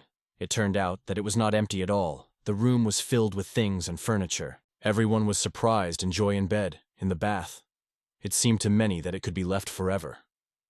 Alexei froze in the middle of the room and did not find words. The Lord stated that it was he who ordered these chains to be brought here, and could not trust such a matter for demons. He was pleased that only people are in this place. All the Cyclops, which once changed their race, looked at the Lord gloomy. Alex noticed their reaction and warned not to take it too close to the heart. After that, he called Julia. Alec asked her if he could go to collect materials and make a weapon for sale. Julius answered confidently, assuring him that it was not necessary to worry. Alec also asked her to find out what minerals can be extracted in their territory. They were well aware of these materials. Julius asked ore, and the woman replied that she had worked in the mine for 3 years, so she knew a lot. Alec thanked Julia. Meanwhile, Alicia, holding Alec's slum, was slightly upset. It seemed that perhaps now in the future, they were no longer destined to travel together. Alec ordered Julia to only explore ORR and find out which ORR is in Tierras. Julia briefly assured that she understood. Alec supported her, taking her hand. Alicia, seeing this scene, was genuinely surprised. Lisa rapidly ran to them and suddenly grabbed Alex for his free hand. Alex did not have time to understand what had happened. Alicia burst into tears and asked Alec why he leaves her. However, he, a little confused, replied that it was not true. Alex turned to other Cyclops, noting that he was counting on their support. In response, all the Cyclops assured him at the same time that he would not worry. Meanwhile, Alex was still holding Julia. Eli wondered where they were going. Then Alec took the hands of the girls standing with each other, and with them disappeared, moving to a completely different place. Julia has been a little stunned by a sudden teleport. They found themselves in a rocky area, much farther from the city. Alex explained that he tried to move them as far from the city walls, although it is known as the territory of demons. However, in his opinion, it is not so scary. Julius watched Alex's magic with enthusiasm, who moved everyone to a new place in a moment. Alicia proudly noted that Alex is a trifle he is much more capable of. Alex himself asked them not to admire them so frankly. Alicia asked Julia if she was allowed to use magic. With her head raised in pride, she added that she has holy magic. Julius froze, not finding words, and she reached out to him. A sign of darkness was clearly visible on it. She looked at her hand and confessed that she did not know exactly what her seal was, and was not sure what was about magic. Alec looked at the seal and recognized in it the symbol of the Hammer of Darkness, mule nearby. He explained that this seal is suitable for dark and lightning magic, and also noted that it can be used in blacksmithing. Julius surprised these words, and he asked if it was really so useful. Alec replied that he is not sure about dark magic, but she could definitely succeed in using lightning magic. Julius asked Alec with delight whether he was really using magic. Alec confirmed that it was, explaining that it is as natural for her as the use of ordinary magic. Alicia, meanwhile, stood away, sadly watching their conversation. In the end, Alicia could not stand and exclaimed that it was unfair, because she also wanted it. Ella solo respondió que Alicia podría en cualquier caso usar magia. Alicia confessed a bit confused that she just forgot about it. Julius sat down and thought about the magic of Alicia, trying to understand what could be useful to her teacher. Suddenly, while Alice and Alec argued, a big shadow was hanging over them, and it was Julius who first paid attention to it. Behind them grew a huge demonic snake that hangs like a giant shadow. Alec instantly mastered himself, pointed to the demon, and ordered Alicia to attack together. At this time, Julia embraced true horror before creating. Alec cut the snake in half with its darkness. The snake's body fell to the ground and froze right at Julia's feet. Alec paid attention to the new monsters and noted that the snake was not alone. Alicia, lifting her blade, rushed to attack on the winged monsters. While Alec and Alicia fought desperately with the demons, Julia stood, tight, and did not understand how to act. Alicia shouted at her, demanding to get up and master herself. Julia was attacked by a large crow. Frightened, she screamed, trying to drive the bird, but he only rushed to her. Julia lost her balance and broke out of the break. Alec saw it, but did not have time to save her. Therefore, but rapidly moved himself, Julia and Alicia to another place hidden under the rocks. The forest has already begun at the very foot of the rocks. The monsters remained above, looking out in search of fugitives. Alec, said with surprise that Librien still remained unharmed in spite of the large number of demons nearby. Upon learning of the location, Julius reported that it was here that it was captured by Imperial Knights, and now they are on the northern border of the possessions of the demons. Hearing this, Alec thought what to do now. Julius noted with some disappointment that they were teleported too far. Alicia in response noted that she did not know any terrain where so many demons would be found, because it is extremely difficult for ordinary demons to survive in such conditions. Aleka swept a slight confusion when he looked at the terrain, because different demons were visible in every corner. He mentally asked himself that it was a strange kingdom of demons, where every corner belongs to another creation. Alec glanced to the sky, where giant crowded demons were circling. I mentally noted, now it is clear why the Empire avoids this place. A large demon in the likeness of the cat appeared next to them, watching the aliens. They looked at him with horror. This demon rushed to them, but they still managed to escape from here. The rescue jump helped to disappear. However, with each subsequent jump in new places, they came to an increasing number of demons. After numerous jumps, they finally found the entrance to the cave and hid inside. The solid darkness prevailed, and all three, tired to the edge, sat silently nearby. Julius' anxiety noted that wherever they go, demons are everywhere. Alicia suggested that there may be no safe place at all, but Alec in response noted that the situation could not be so hopeless. Somewhere there must be a storage. Suddenly, in the minds of Alex, a demonic creature was very uncertain that she was afraid of darkness. She timidly asked him to add some light. Alec wondered in the mentally how it could happen that it is a demon, and it was afraid of darkness. The demon was only surprised to ask that in this strange. Then Alec confessed that he had not taken with him a lantern. Demosa suggested using magic. Alex mentally replied that he could not create, say, a firefly or a fiery ball, because he did not possess any of them. Then the demon pointed to Alicia, noting that it could take advantage of holy light. In response, she advised him to use him independently. Alicia noticed Alex's gaze to her, and felt excitement. Alex has uncertainly asked the demonstration whether he could take advantage of it. The Demeza replied that she had already mentioned it before. Demosa explained Alec that the owner was able to use any ability of his subordinates. Alec mentioned in surprise that she had not mentioned it before. Alec wondered if he would really be able to use these things, and later dare and said the spell of the holy light. Suddenly, a small ball of light appeared in front of him, illuminating only a limited space around. Elisha saw it and promised to help him.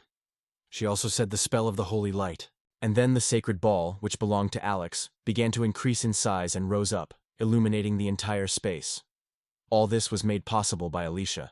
Alec was interested in whether the reason lies in the number of his followers. After all, after 30 more, its magical power increased. Alec believed that although these spells were not very powerful, they could be useful. Suddenly, Julius turned to Alicia, enthusiastically noting her extraordinary abilities.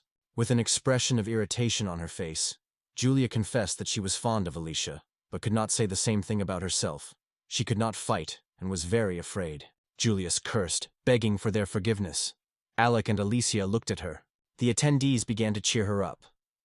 Alex assured that it does not matter that she could not fight, but he will be able to help Aura. Alicia also supported him, noting that all the fights could be safely entrusted with her.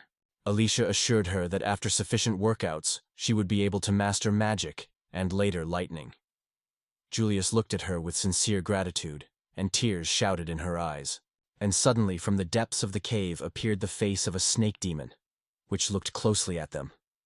At this point, Alec and Alicia noticed a terrifying face, while Julia wiped tears from her face, smiling. Julius turned, and without realizing what he saw, all around were horrified, and using the darkness of the darkness, rushed to another place. All three lay on the grass, exhausted after the next burst of adrenaline and clashes with the monster. Alec was already thinking that it was time for him to rest. In the evening, when it began to darken, all three reached the city safely. In the Alecles palace, went to the bath, where several servants helped him. They brought a towel and took care of his convenience. After bathing, Alec, Alice, and Julius gathered in a room tired of a busy day. Alec proposed to consider a more effective strategy. Julius was aware that she could not help his master.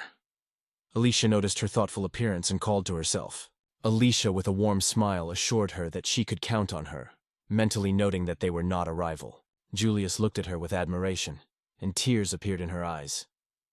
Alicia advised her to make every effort to help Mr. Alec together. Julius agreed with her, and her mood has improved significantly.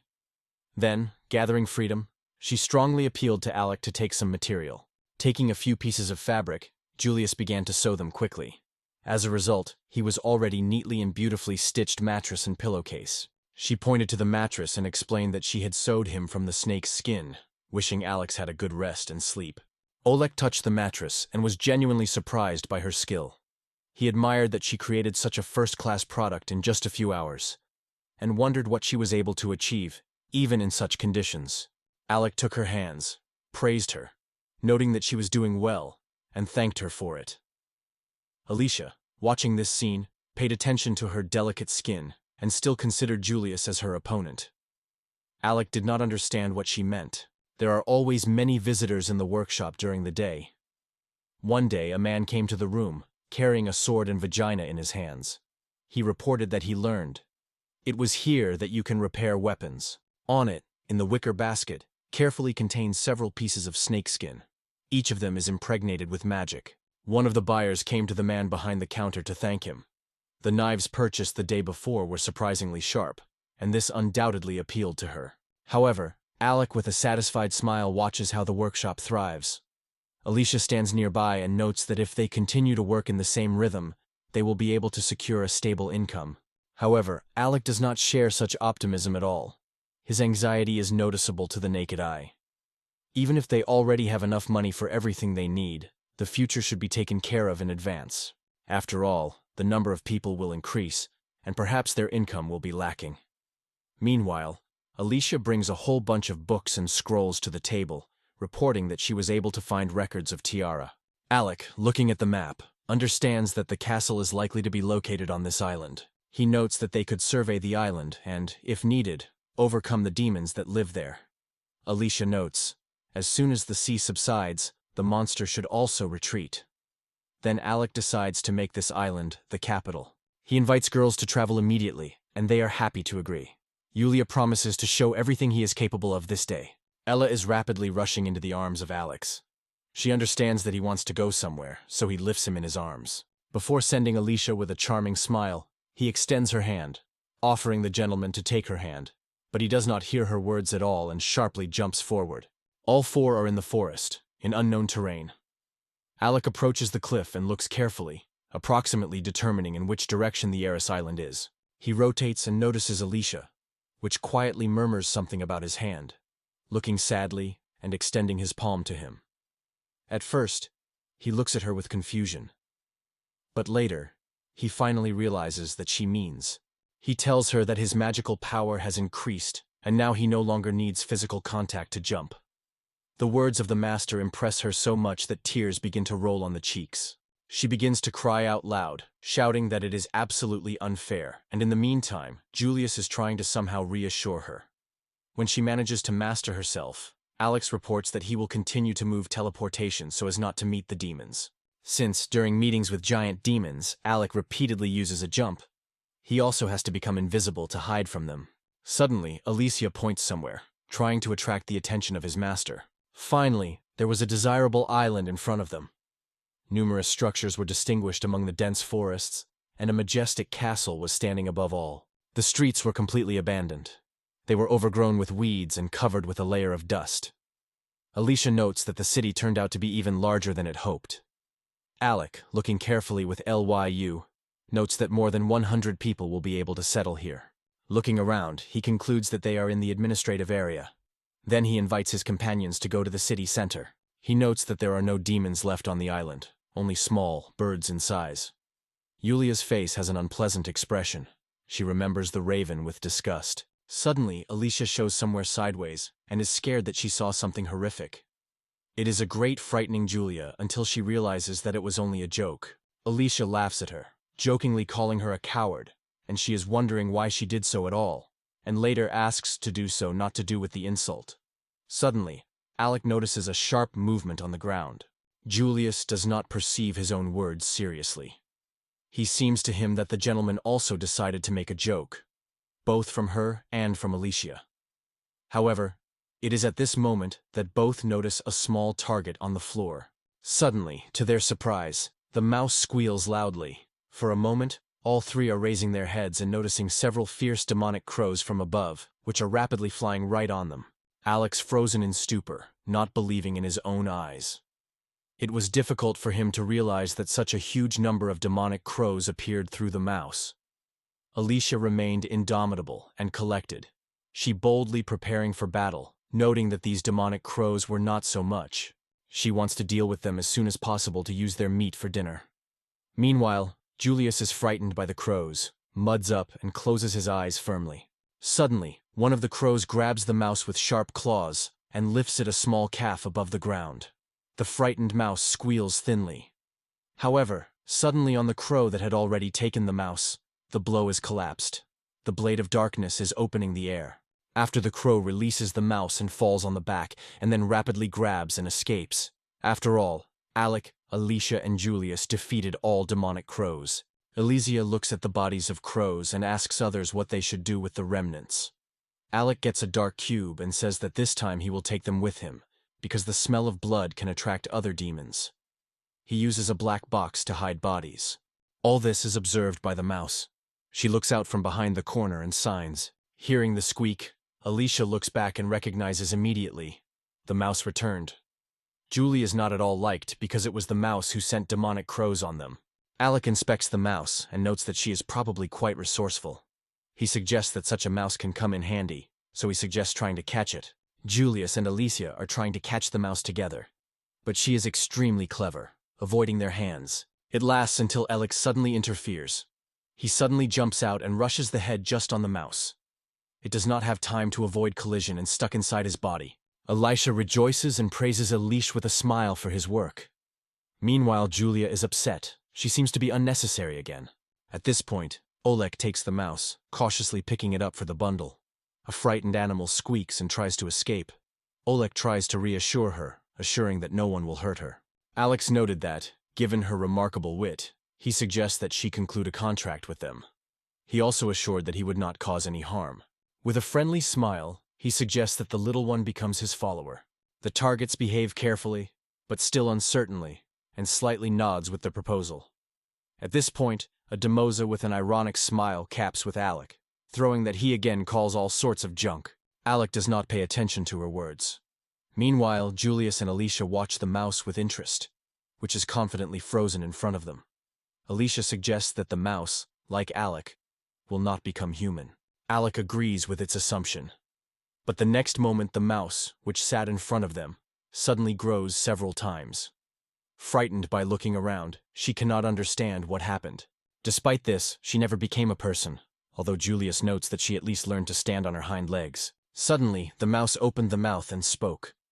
She wondered what he did with him, Alec, and why he became so giant. Alec, Julius, and Alicia were extremely surprised that the mouse suddenly spoke. Oleg, something uncertain, explains that all this happened because he became her follower. The target accepts the explanation. He notes that Alec looks strong enough, and therefore will gladly try to serve him. Alec praised the rodent for how well he learned to speak. He promised that if he helps him, he would now be feeding it regularly and generously. After these words, Alec reached out an appetizing lunchbox that Amelia prepared for him. Seeing the appetizing cooked food, the rodent is glad and without hesitation. After that, Alec turns to him and is interested in his name. He is surprised to ask what it means, because he hears about such things for the first time. Then Alec takes his name. He proposes to call a rodent TIA because he lives in tiaras. The rodent himself replies that he has nothing against such a name. Having coped with this case, Alec addresses the question of which building on this island is the largest. On his answer that this is a simple question, and he only points to the necessary direction, Alec, Alicia, and Julia directed the views in that direction. Tia, in turn, warned them. It is worth staying away from this place and not approaching too close. Alec, not hiding the curiosity, asked why they could not come there. Tia, faded with fear and trembling, said that a fire beast lives in those parts. She added that as soon as her crows approached that place, everyone immediately fell dead and not dared to fly closer. Alex thinks about the words of Tia about the fiery beast. Julius, somewhat frightened by her stories, suggests that this creature can be a spirit. Hearing this, Alicia with confidence invites the owner to rely on her in this case. Alec is happy to agree and says that in this case they should go there immediately.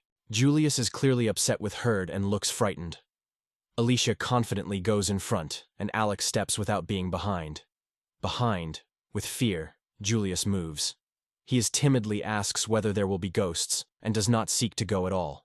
After reaching the right place, Alec, Alicia, and Julius are surprised to look at a huge, massive castle. Unlike others, it does not seem abandoned or dirty. There are many balloons around the castle in the air, in which something dark moves slowly. Julius screams and begins to tremble with fear. Alicia points out that if Julius is so scared, then let them wait for them here. However, Julius immediately denies. Her voice is still trembling with horror, but she insists that he will certainly go with the owner. She regrets bitterly that she did not bring spare linen. Approaching the great castle, Alicia confidently and boldly beats all the spirits circling around. At that time, Julius was watching this with anxiety, and Eleg with interest. It was then that Tias appeals to Eleg, noting that this building once belonged to the local lord. Ta smiles, glad that his new comrades have turned out to be so strong and easily overcome all obstacles. He also admits that he can no longer wait when he enters the castle with them. He appeals to Alex to allow them to join them. Tia notes that he knows much more than it seems, and will certainly come in handy. In addition, for such delicious food, he is ready to serve his master forever. Alex gladly agrees to bring him with him. Alec gently opened the creaking door. Alicia with Julius open them, and through the hole into the dark corridor, sunlight breaks. However, even after that, the corridor is dominated by the darkness, so Alicia decides to use the holy light. There were many knights in the hallway, but one of them was different from the rest. Julia, frightened, confessed that it seemed as if one of the armor moved. Alicia argued that they were all the same, while Alec assumed that it could be guards. On the side of the corridor are knights, each with a sword in their hand. Most of them have a simple look armed with thin blades, but among them are those who are noticeably different from others. Alec extends their hands. He notes that the knights stopped acting when there are no more people left in the building, but the traces of magical power are still noticeable here. Alec assumes that this armor can be made of magic ore, although it does not feel any magic in it now. He notes that the armor is extremely strong and resistant to magical attacks. Watching Alec touch his magic armor, Alicia feels anxious. She suspects that it can be dangerous. Julius is also worried, but Alec assures both of them that there is no reason to worry. Suddenly, something strange happens inside the armor. In an instant, heavy armor comes to life, snars sword and rushes rapidly at Alec. Alicia has time to intercept the impact in time and stop the blade with his sword. While the armor is swollen for the next stroke, Alec instantly cuts it in two blades of darkness. However, despite all the power of the attack, both halves of armor are fused without any trace of damage. Alicia and Alec are surprised to look at the intact armor without understanding how possible. In the end, it becomes clear, armor probably just absorbed the magic directed at them. However, Alec is aware that with current magic levels, it is impossible to destroy this armor. All the strength will have to be used. At the same time, he understands that in this case, the building itself can be affected. At this point, Julius exclaims, and suddenly attacks the armor from the back, waving his helmet with one powerful blow. She asks with anxiety if everything is fine with the owner, while the armor is still standing. It seemed without a helmet they were no longer able to move. In a moment from the place where the helmet just lay, a transparent mucus creature with a dark core crashes slowly. It stretches its parts in different directions, trying to get out of the armor. Alicia no longer looks hostile. She watches in surprise how mucus flows from the armor. She is surprised that it was the mucus in the lads that was the same guard. Alec looks at it in confusion, without understanding how he did not feel the presence of mucus in armor before. Suddenly, all three realize that a whole bunch of jelly-like mass was formed around them.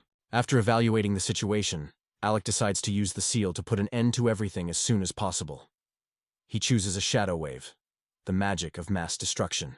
But before the spell can work, the Elo suddenly appears from nowhere and strongly rushes to the armor. He jumps into the embarrassment from which mucus has just climbed. The armor shudders for a while and then fades and remains fixed for a few seconds. Suddenly, Elk appears from the armor. He grabbed another mucus membrane that stuck to the armor and pulled it outward by force, pulling with him. Eleg pulls mucus to the master. He moves strangely as if trying to say something, but Eleg does not understand the content of these gestures at all. At this point, TIA intervenes. He explains the master's words of Ient, and reports that he asks to enter into an agreement with the Slim. Yalisha is offended and reproaches Elish for hesitant. Alicia agrees with her. According to him, it is the courage that Julia pushed him to this step.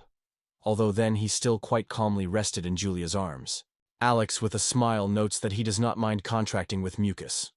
In addition, it can use armor in which they once lived, and which they will not now need how materials or just sell. Alicia is loudly warning her mistress, and then cleverly leads her to her feet and stands in front of her. At this point, the armor comes into motion again. She takes the sword and directs him towards Alicia and the rest. At this moment, the girl tells her comrades that this place is clearly not intended for beginners, so he is strongly coming forward and standing in defense of others.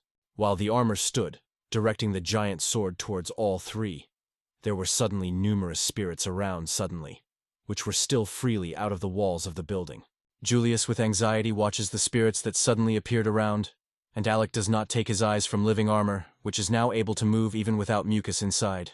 At this point, Alicia hides the owner and tries to protect him with all his might. It reflects the strokes of the armor, although it is not easy for her. A huge sword, which is owned by armor, does not compare with her thin steel blade. He recalls how he had previously attacked the armor with the blade of darkness, then his blows were absorbed by flame tongues. Suddenly, an unexpected idea flashes in the mind. He appeals to Alec to immediately gather all the snails. TIA, frightened, is already turning to the way out, approaching the hind legs and insisting that you should run. Julia also feels fear, but hesitates. Alicia still stubbornly fights. At this time, Alicia still fought with live armor. Fatigue was already felt in every movement. She could beat the blows, but with disappointment she understood that the usual iron sword was not able to withstand her opponent's weapons. While Alicia was working focused, the spirits were squeezed on all sides. She noticed them too late and was no longer evading. Alec came to the rescue, saving it. He uses a dark box to get rid of all close ghosts. Alec assures Alicia that he neutralizes the spirits himself, so she should not worry about it.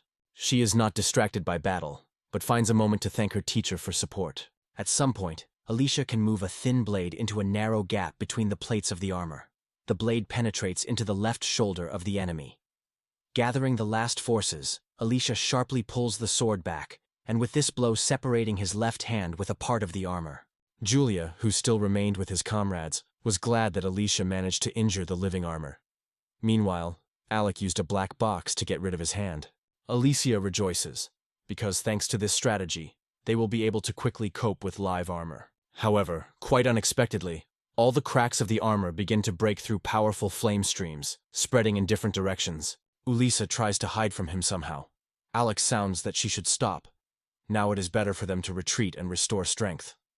If the flames continue to seep out of the armor, the whole mission can break and fail.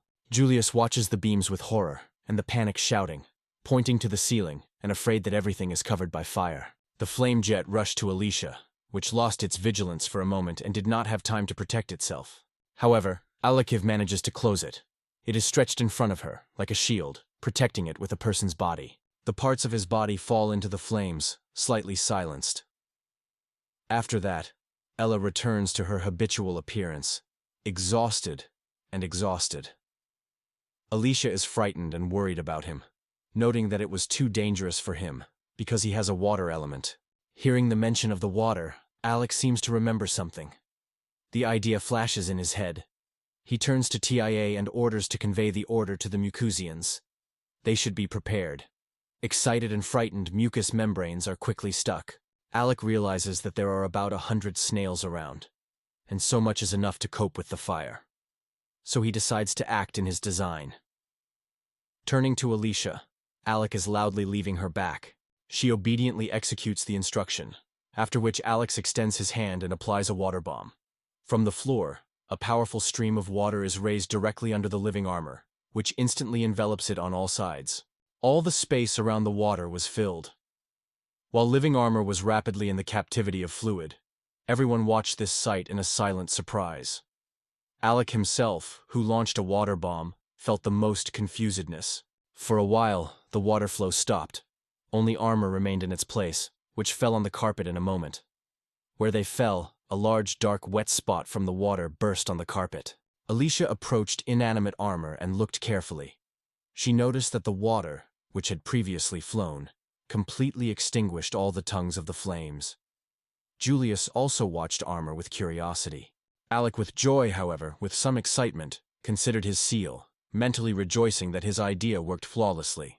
At this point, Alicia states that he wants to deprive the Armor of the extremities, just in case. Julius, noticeably frightened, goes away from the Armor. Alicia in the heat asks to make sure that Armor will never be able to get back on his feet. After that, Alicia raises both broken Armor hands and begins to shake them quickly in the face of Julia, while making scary sounds. Julius feels a terrible fright and screams loudly at fear. Alicia again offends him again. Without holding back emotions, Julius exclaims to his girlfriend loudly, once again begging to stop such jokes. But in response, Alicia only points out that it was just an innocent trick. Throughout this conversation, Alicia and Julius stood his back to the Armor, which was quietly lying on a wet carpet. But suddenly the Armor rose behind them. She shakes from side to side. Some of her extremities have already been detached. Suddenly the inside of the Armor breaks out. The soul is a break. It was the voice of a man who was painting in pain. In a moment, Julius was behind Alicia, covered by fear. Alicia, on the contrary, courageously took an anterior position, ready for battle. She could not understand why they were talking, and stubbornly refused to believe it. At this moment, the Armor continued to swing in different directions, and the voice of a man heard from the inside. He complained that his body was not obeyed and could not move properly. Gathering with thoughts, Alec finally turns to Bran, asking if she hears him, but irritatedly replies that he hears perfectly. However, she adds that she sees absolutely nothing. Hearing this, Alec wraps his gaze to a pile of slugged, gathered behind him around the helmet lying on the floor.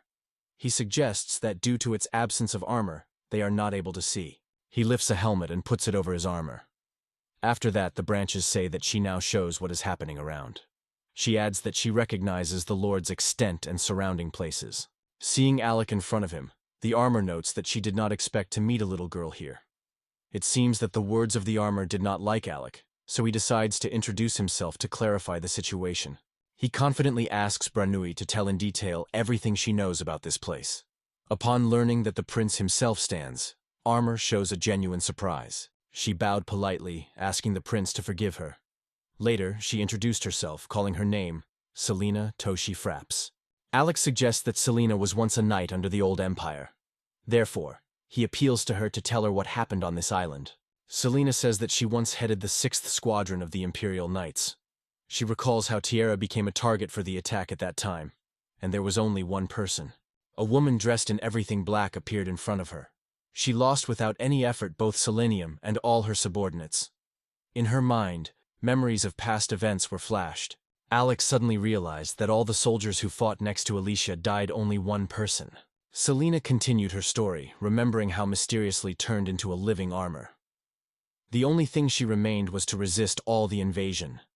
But then her body suddenly lost the ability to move, and she plunged into a deep sleep. At this point, Demoza realizes with horror that Selena's soul is locked in Armor. She is disturbed and does not know what to do next. At that moment, Alec thinks that a woman who has captured Tiara alone is not a human being. Her reflections are suddenly interrupted by the appearance of Julia and Alicia standing behind.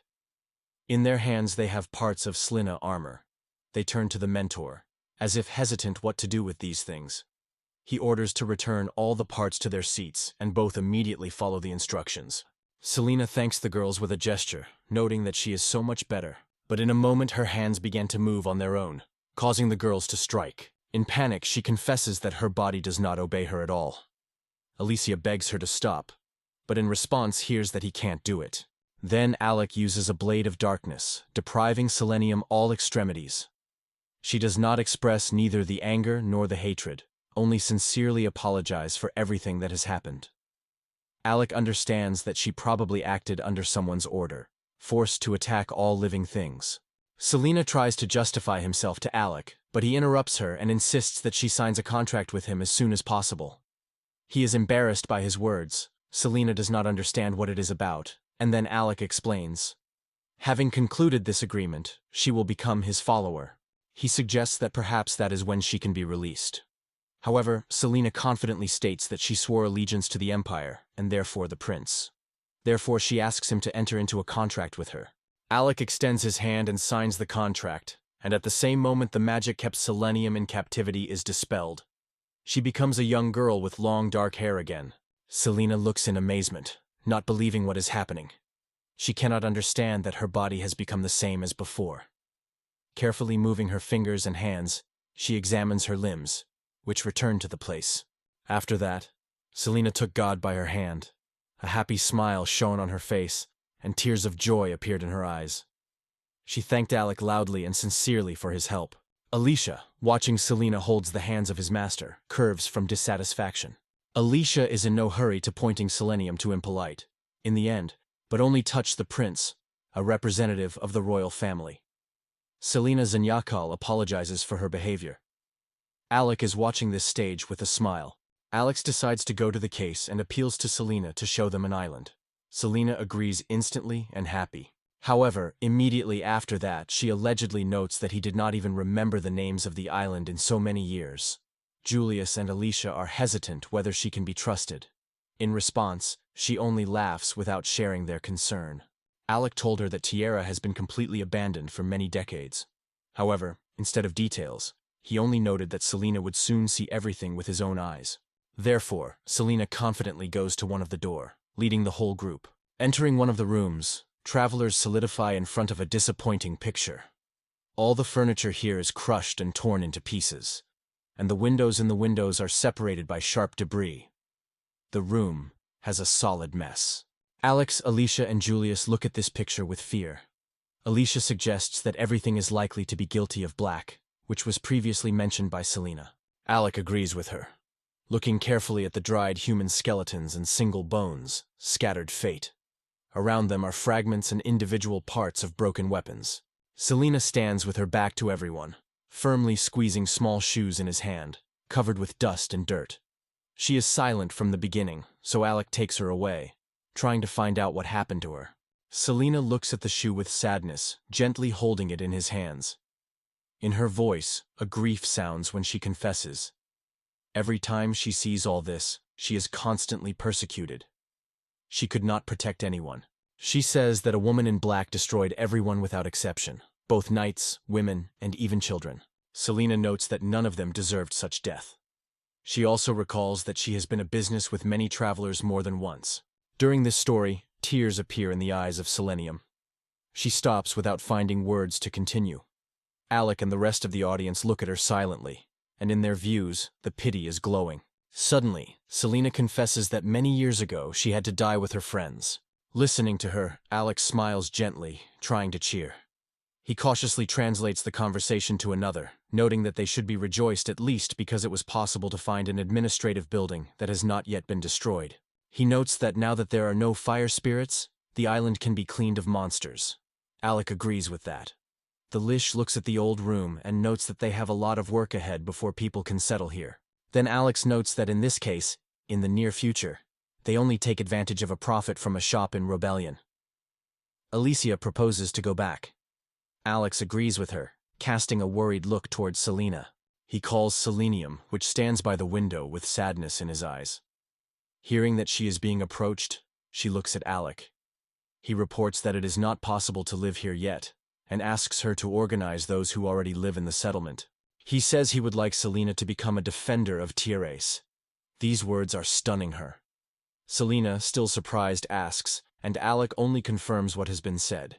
He emphasizes that it was Selena who was destined to take responsibility and protect the residents of the city from the invasion of demonic crows. Hearing this, Selena immediately became serious, full of confidence. She assured that they could rely on her completely. She would never let them down. Selena squeezes a fist filled with determination. This time she will certainly be able to protect the inhabitants of the island. She joyfully addresses Alec, wondering where her new settlers are now. She appeals to her fellow citizens with a radiant smile, reporting that he is appointed from now on. She also presents and pronounces her name. However, Selena's speech suddenly breaks away as she lowered her eyes and meets her eyes with her fellow citizens. In the common hall, under the terrace, where Celan, Julia, Elasia, and Alex stood, a huge crowd of mice mixed with mucus came on the floor. Selena fades for a moment, not understanding what is happening.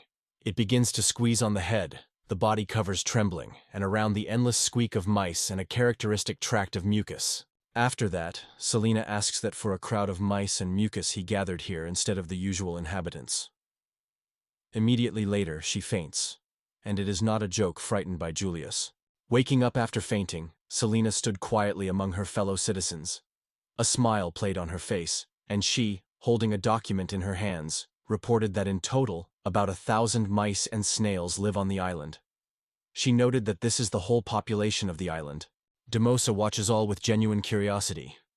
It reminds Alec that earlier, when Cyclops joined him, his magic force has doubled.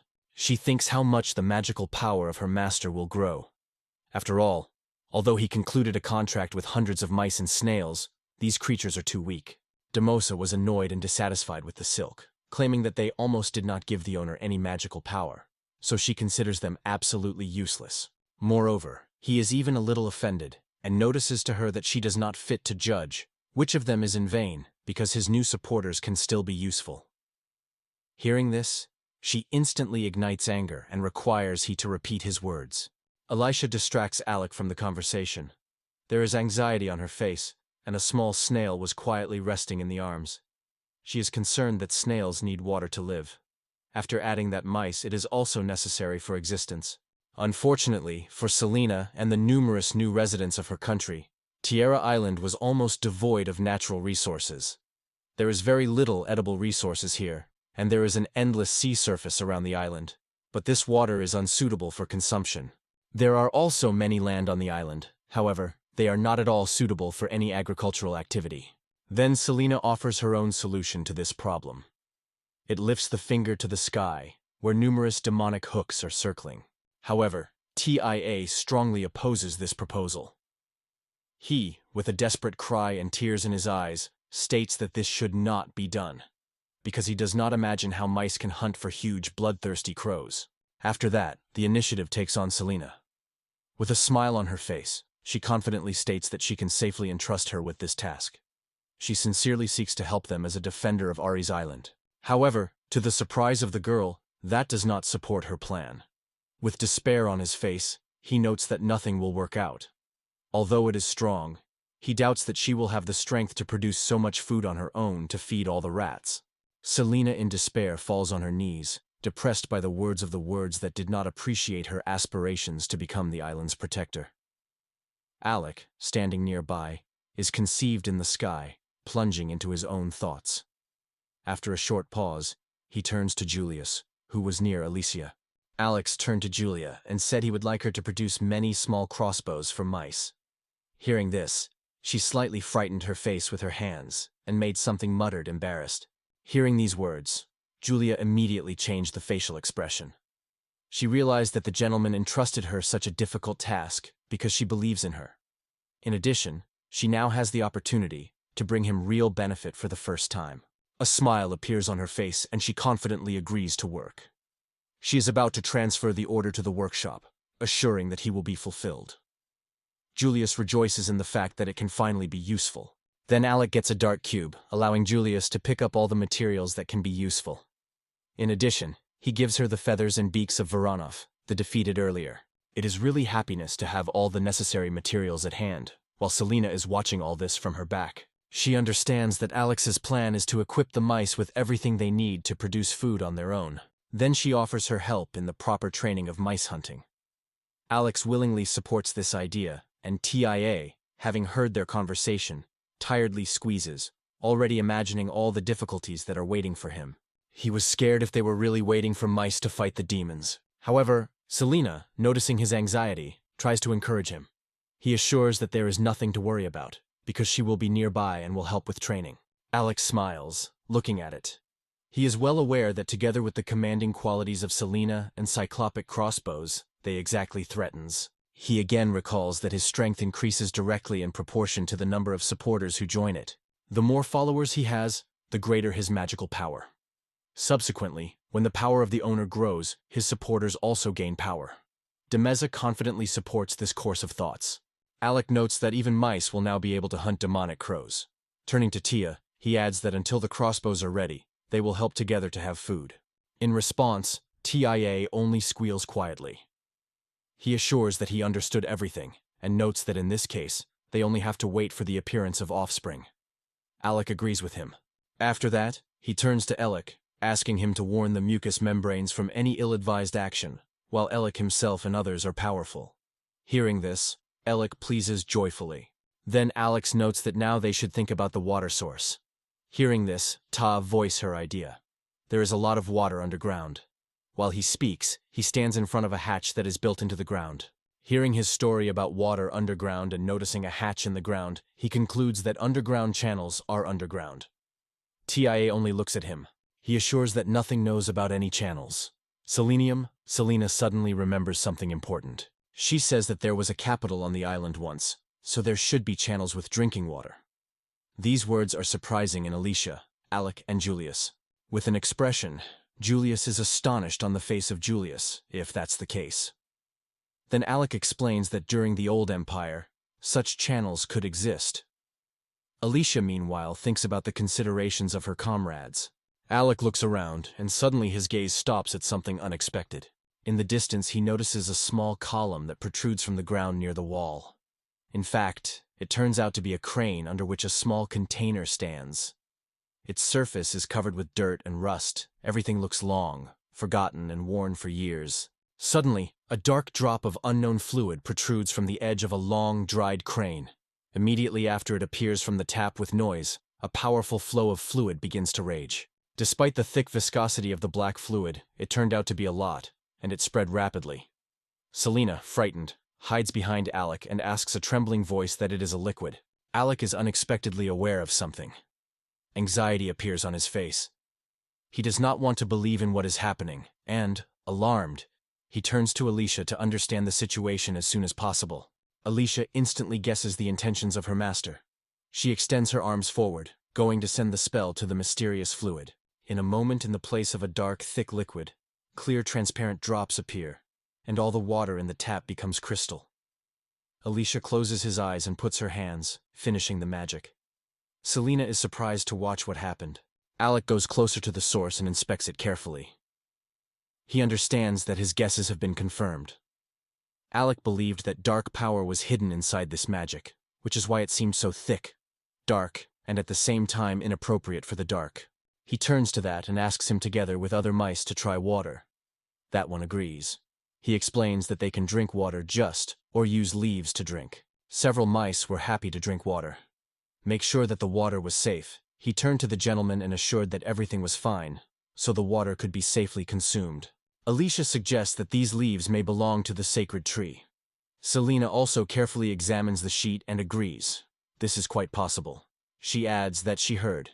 In the Empire, there was a small supply of water, infused on the leaves of this tree. He says he needs to inspect the place where the water begins. Alec appeals to that to carry it through the sewer. In response, he signals the consent of a short bip. Alec goes there with that, Celine and Alicia. And meanwhile, Julius went to make crossbows. They all descend stairs leading to a sewer filled with dirty water.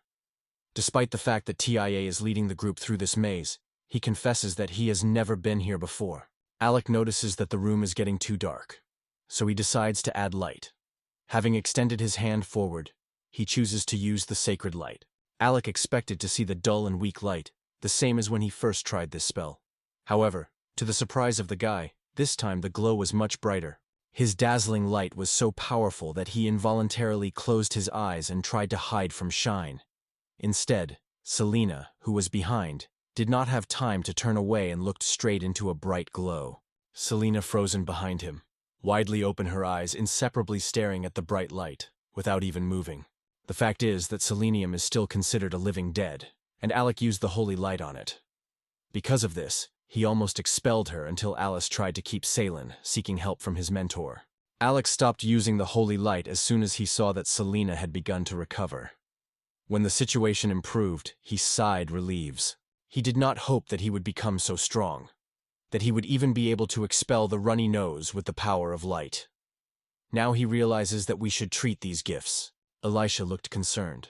Quietly and confused, she noted that her mentor had already mastered the holy magic so skillfully that he even surpassed her, although he once took this skill from her. She says with sadness that he will no longer need her master. In response, Alec tries to reassure her. He convinces that it is not at all, and assures that he will always need it nearby. Selena, who has already come to her senses, eavesdrop on their conversation. She decides to intervene, and she is happy to smile, assures that her gentlemen have nothing to worry about. After all, in the event of danger, it will inevitably protect it with fiery magic. Hearing about the fiery magic of Selena, Alec and Alicia were immersed in memories. Before their eyes, the episode of the battle flashed when Selenium was buried in armor suddenly ignited. Powerful flame streams broke out of her body and almost turned the whole building into ashes. Selena does not seem to remember what is happening, so she cannot understand why the attendees are reacting exactly. After that, Alicia asks Selena to demonstrate her seal, and he agrees without hesitation. Selena, proud with her seal, with a burning look, declares that her sign will be blocked and throbbed. The seal of Dana enhances martial skills with fiery magic, as well as enhances the forces of the closest allies. Hearing this, Alicia points out that it is not surprising that they were so hot. But as soon as they say these words, she is in a hurry to correct, specifying that it was really very warm. Alec decides to translate the conversation, and when pointing forward, proposes to move on. The whole group continues to move, and to the left of them, sewage water is stormy. The water in the channel moves at extraordinary speed. In one place, the stream is so strong that the water is split from the channel and touches Alec. Only then does this rapid flow in the eye for the first time. Alex is thinking about this and asks out loud from where such a powerful current could appear. Alicia points out that the water does not smell the sea, and suggests that there may be another source of water somewhere underground. Ty goes closer to the water and looks into it, noting that the stream always behaves equally. It flows with a speedy, frantic speed. Alec is surprised from where so much water can come from, that even in the rain and in the sunny bottom, the flow does not lose power. It is an unusual room that resembles a circle. Its ceiling also has round outlines. The whole room is a huge round pool filled with murky sewage water, which is actively raging in this ominous and strange tank. Alec assumes that this place is the source of all water, which is so gently flowing through the sewer. He notes that the leak is located just in the center of this small puddle. Alicia notices. Under the water smooth, the glow of the sacred tree is looking. It is a small trunk, from which thin, completely leafless branches. Selena confirms that this fragile sprout is a truly sacred tree. However, neither Selena nor Alicia understand what happened to him, and most importantly, why the tree became absolutely black. Both women are clearly concerned and excited. Suddenly, a powerful stream of dark magic begins to leak out of the sacred tree through the surrounding water. Ty covers fear, and Alex is in a hurry to warn his comrades, trying to escape from the fierce influx of magical power. He approaches Selena and Alicia and confidently states that he is able to protect them all three from dark magic. In addition, he emphasizes Alicia that the purification of the sacred tree from evil power is a matter that needs to be done at any cost. Alicia immediately understands the order of his master and immediately takes the case. She pulls her hands forward and focuses, going to use the same spell that has previously purified the water on the surface. Suddenly, Alicia feels that something is going wrong. Despite all her efforts, she notices the spell does not work as it would be. Surprised and a little embarrassed, Alicia tells the satellites that she is likely to lack the strength. She notices that darkness comes much faster than they manage to dispel it. Alec assures her that he will try to restrain this darkness to make the forest easier to purify the water. She tells the satellites that the water has become transparent. Alex and Alicia are clearly surprised and frightened at the same time, because they are aware that water could not be purified so quickly, despite all their efforts. Suddenly, an unfamiliar figure appears among them, among the clubs of dark magic. In the air, a ghost that emerges from dusk. Alec is surprised to the depths of his soul. He did not expect to meet the ghost in such a place. Selena, on the contrary, does not feel the slightest fear. Its appearance even inspires the fight.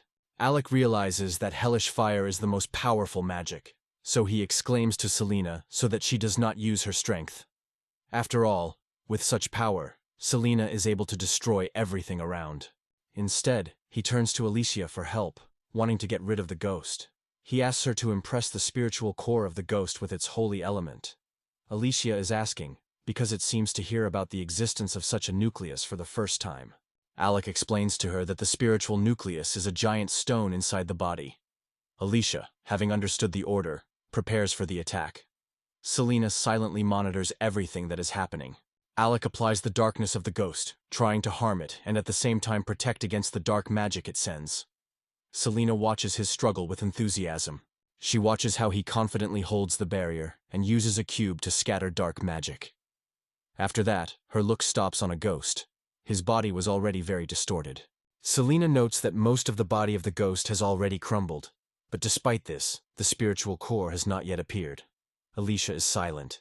She closes her eyes and presses her hand to his forehead. Alicia tries to focus, but the head is already beginning to ache. After evaluating the situation, Alicia still finds a solution. Celine quickly picked up her sword. She then appealed to Alicia to use holy magic on her weapons. At first, Alicia did not quite understand what they wanted from her, but in a moment she realized and reached out. After that, the massive selenium sword flashes bright light. She confidently takes it with both hands, occupies a fighting rack, and prepares for a fight. After that, Selena confidently shifts the sword in his hands and without delay goes rapidly to the ghost, preparing for a direct attack. Alec and Alicia open their eyes with surprise, escorting her eyes. Going closer, Salen finally gets a closer look at the ghost body.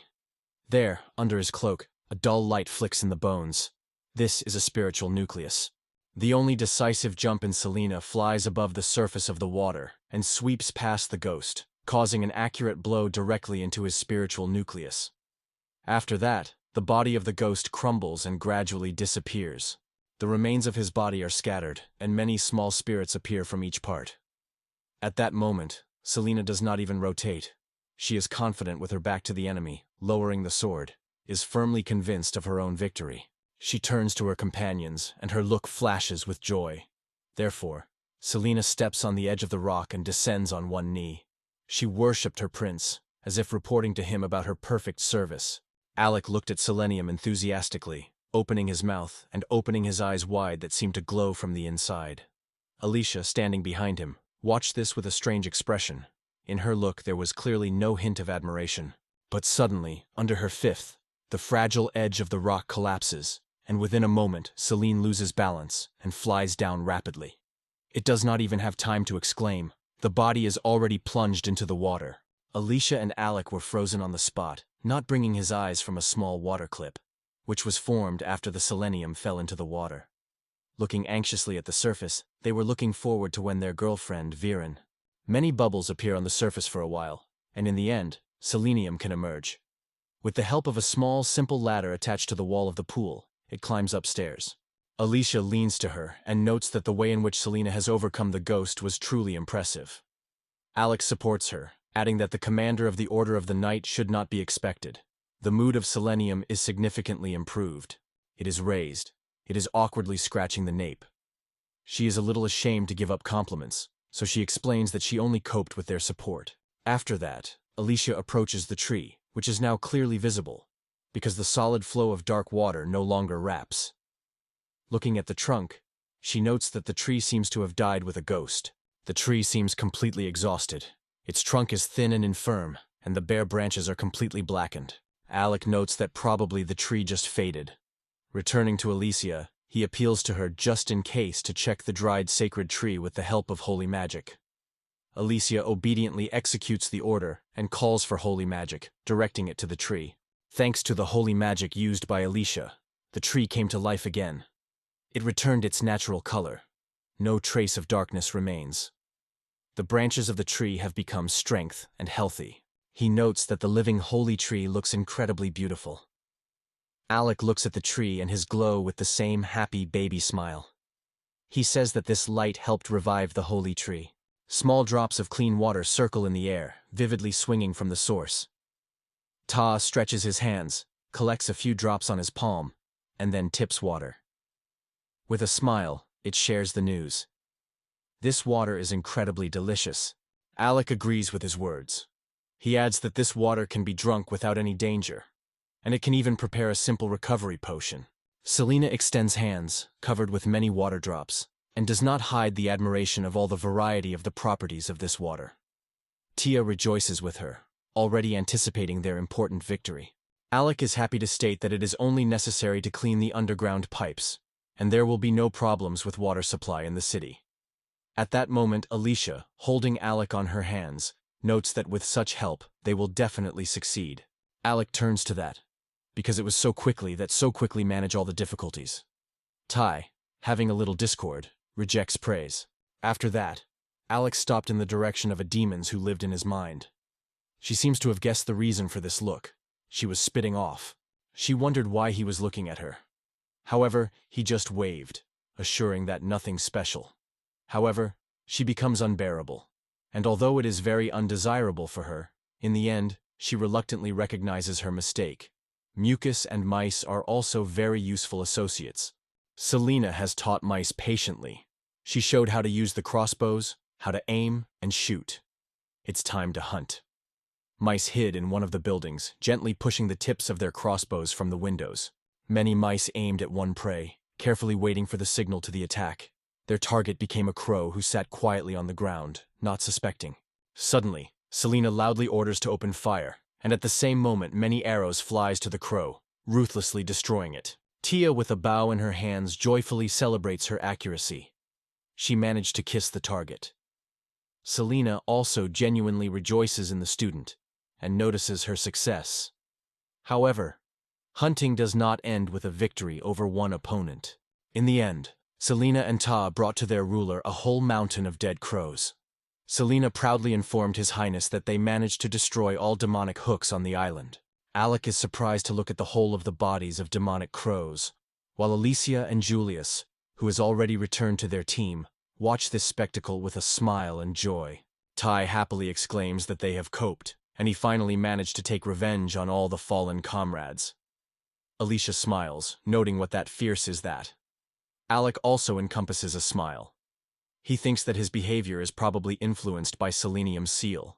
Julius lenses to that and reports that this is only a prototype, but if he is completely satisfied with the result, that will be able to use it in the future.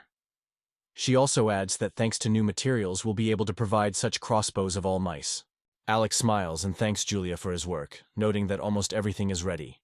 Julia enthusiastically replies that in this case they will continue to work hard in the workshop. Alicia also points out that thanks to the tree growing in the channels, we now have a large stock of holy water. Selena adds that of all demonic crows can be obtained valuable materials that can be sold later. After listening to everyone, Alec is thinking and notes that this is enough for them. He notes that part of the work has already been done, because they managed to get rid of dangerous demons on the island. At the same time, he adds that surviving, feeding only by crows and holy water, they will undoubtedly not succeed. After that, he proposes to engage in the organization of fishing. Selena notes that for mice this task will be difficult, but the idea as a whole seems good. After that, Selena expresses her proposal, a charming click.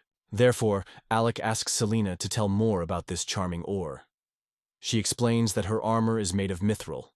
It also adds that there are caves under the island that connect it to the mainland. Selena proposes to establish a mine there. Given the number of resources, this may be a favorable solution. She plans to use the guards obtained to protect the guard at the Lord Palace. In addition, Selena is convinced that she will be able to control them, because she once already commanded this detachment. Alex is thinking about her words. He notes that 1,000 years ago, when the nucleus was whole, they could move forever. Then Alicia adds that these forces can be used not only for protection, but also for the destruction of demons on the mainland. Then Julius confidently points out that the concept of magic can be trusted to define her. After that, another trip was waiting for them. Selenium shows the comrades the path to the mines. They descend together long spiral stairs leading to depth. Finally, the door appears in front of them. However, looking more closely, they notice a little unusual. A lock hangs on the door, and it is closed. Selena points out that this castle is undoubtedly made of forging iron. After a brief reflection, she proposes to use her own sword to break the lock. However, Alec immediately rejects her from this idea, noting that in this case, she will inevitably destroy everything around her unrestrained destructive force. Alec leans to the lock and inspects it carefully. He notes that it is not an ordinary castle.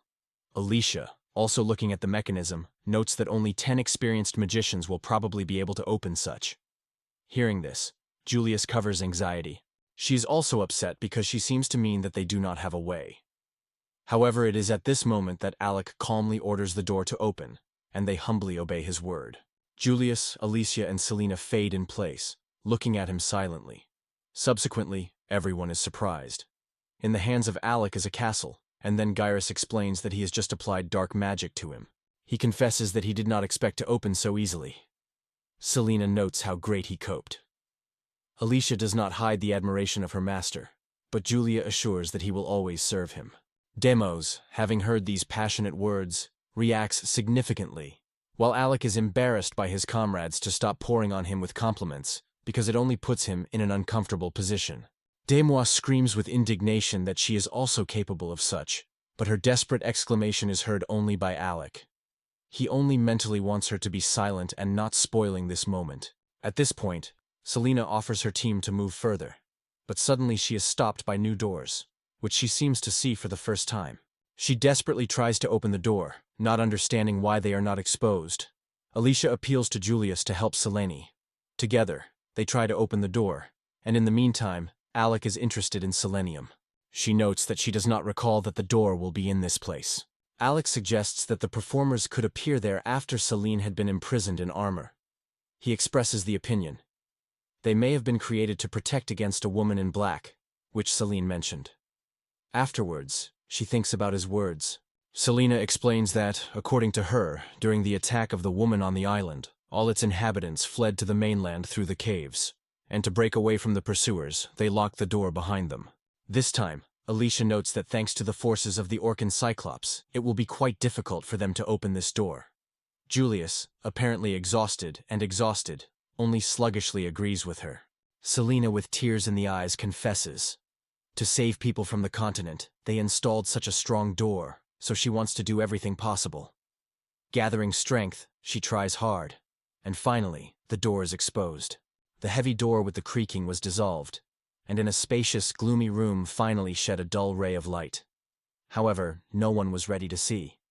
They were faced with a dark hall, the floor of which was covered with human skeletons. Selena looked with horror at many old human bones, remembering in them her former inhabitants, whom she could not protect. Among all the bones and clothing, a small icon was visible. The thing was ancient. In some places the peas broke up, and the surface covered dirt and blood. Selena quickly raised the find, immediately recognizing in it the symbol of the Lord. Looking at the bones and skeletons, Julius realizes with horror that all these bodies belong to refugees from the island. Alicia carefully examines the remnants and concludes that many of them have been killed by arrows and cold weapons. Looking closer, among the pile of human remains, which lay almost close to each other on the floor, you could also see small children's skeletons, which also remain traces of weapons. Alec covers a terrible awareness. The door is not intended to protect people, but to keep someone. Suddenly, he hears someone exclaim his name. Looking at, he notices that the guards are already behind. They set his weapon to him and his companions just in the face, tightly overlapping the way to the exit. Alec manages to react instantly. It creates a barrel of darkness, and they are soon enveloped in the protective barrier of darkness. Selena tries to stop the attackers. It exclaims orders, presenting the detachment commander, and persistently demands to stop the attack. However, the guards do not pay attention to her words and do not stop the attack. One of them suddenly causes selenium strokes in the back with a sword. After that, she finally leaves attempts to reach or stop them. Selena approaches the rest, noticing anxiety on their faces. They are excitedly share. It seems that the guards suddenly began to attack everyone without any orders. Alec does not fully understand what they mean by these orders. She looks at other door and suddenly calls her master to pay attention to them. However, on the opposite side of the hall, opposite the place from which they just came from, there were another door, with the same castle that Alec had been easily opened before. After that, Alec appeals to Selena, asking whether she noticed any changes in the behavior or appearance of the guard. Selena looks carefully at the guards, evaluating their eyes. Suddenly, she finally notices the changes and notes that the color of their nucleus has become different. Selena points out that it has changed from red to purple. Alec is immediately aware of the importance of this change. Purple is the color of dark magic. After that, Alicia turns to Alec and advises him to decide to jump out of this difficult situation, in which they found themselves in a full environment. However, Alec denies, explaining that there is too little space, and he will not see exact coordinates. Then Selena, in a hurry, adds that consciousness should be located below. When they run through a narrow corridor, they found themselves in a huge cave. Her space was divided into several levels that descended down the ledges. At each of these levels, there were aisles that led in different directions. Alicia and Alec look at it with surprise, and Julius, with a clear hobby. Selena points out that this place is a tiaric mental center. However, during this short conversation, the guards are already approaching, which have not been harassed for a moment. Alex turns to Selenium and asks to protect them. Selena immediately agrees and takes his object to his hands. After focusing, it directs its power, and a powerful stream of flames breaks out. Elysia recedes a few steps back, trying to protect against powerful flame flows. Without spending time, he, with the help of his seal, causes in the air many small black spheres that slowly float in the air. He uses a jump to these areas, so they are almost instantly transferred directly to the spiritual centers of the Keeper. While the guards are blinded and disoriented, Alec intends to quickly get rid of dark magic in their nuclei with these areas. Without spending time, he uses absorption to each of the guards. When dark magic was absorbed, the guards returned to their usual places. Selena noted that their nuclei became a former color again. Alicia and Julius stared at the alarm. Selena, in turn, is in no hurry to relax. There's a tense expression on her face. She, along with others, expects further guards of the guards. The guards stand still, raising their heads upwards, and do not even try to raise the owl's weapons. They remain completely inviolable. Make sure that the guards remain inviolable. Selena suggests that they probably return to their habitual state. They will not shift out of place without order. She stands in front of them and solemnly states that he is the commander of the Order of Knights. She also tells them the death of their former master, and announces that they are now officially under the rule of the sixth prince of the empire, Alec. These words were barely rising from her mouth, as in silence the crawling of the metal, which fell to the floor. The guards who still had a weapon hurriedly threw it to the ground, obeying the order of the commander of the Order of the Knights. Alicia noted that silence was finally prevailing, and Julius said with strange confusion that she was sure. This time, she would die. At this point, Alec pays attention to one of the objects in the cave. In particular, a stone that is strikingly different from the rest. It not only looks different, but also, as Alec notices, radiates the strongest true magical power. As soon as he notices it, the stone begins to move, and then the other stones around him rise.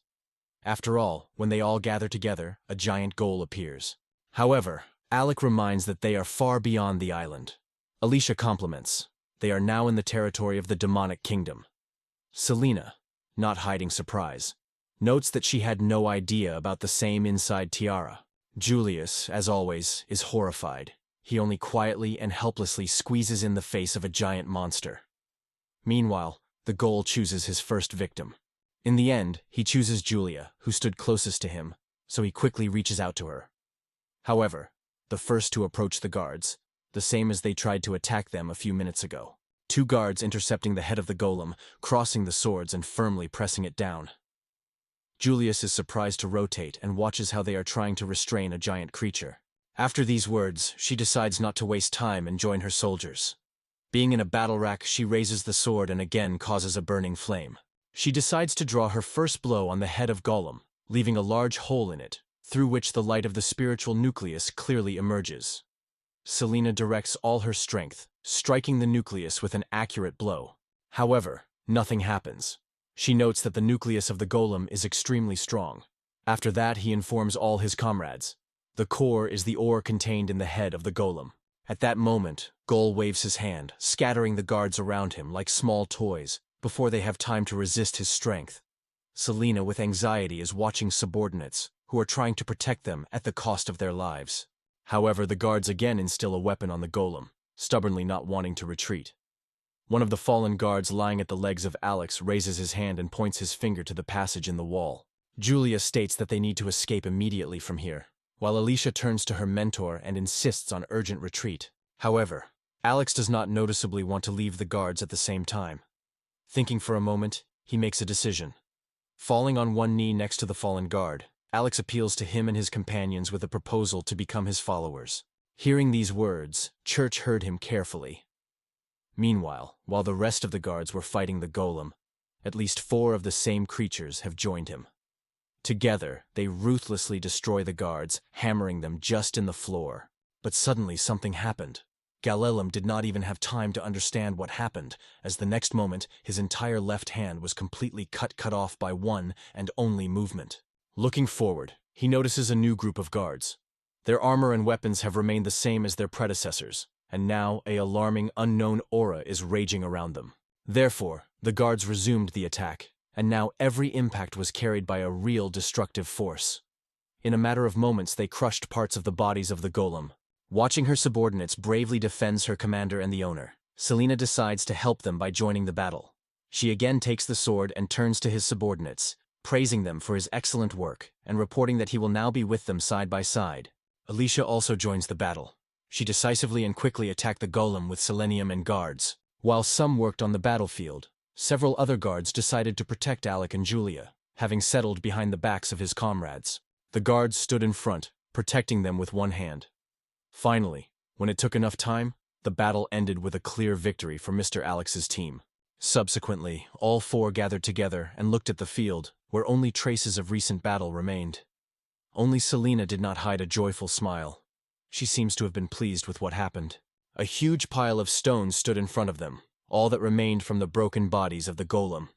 The battle really turned this hall into a solid chaos. All the guards left after the battle stood side by side, and almost simultaneously dropped on one knee, bowing their heads in front of their owner. Alakiv becomes awkward. He begins to wave his hands, calling for the guards to get out of his knees.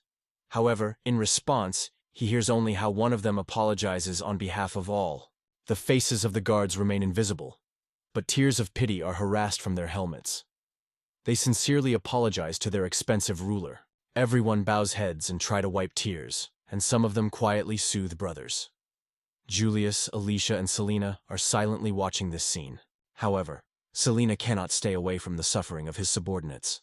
Sumi is reflected on her face, as if she are about to cry. She confesses to the voice with a shaking voice that she does not understand anything. She confesses that she was not able to protect those she loved. After that, the girl appeals to Mr. Alec and asks for permission to bury the inhabitants of the island with proper respect. Alec does not deny and agrees. Hearing this, the knights feel a real uplift. From their eyes, tears are sharpened again. This time not from sadness, but from joy. They say with deep gratitude that they sincerely thank their lord for such mercy. Selena notes that the golem cannot be turned into servants. Alec considers it annoying because such creatures could come in handy. He takes one of the nuclei and decides to try. Alex sat on Galem's left shoulder, putting his hand on his stone head. Alex glowed in the eyes of Alex, and a smile played on his face.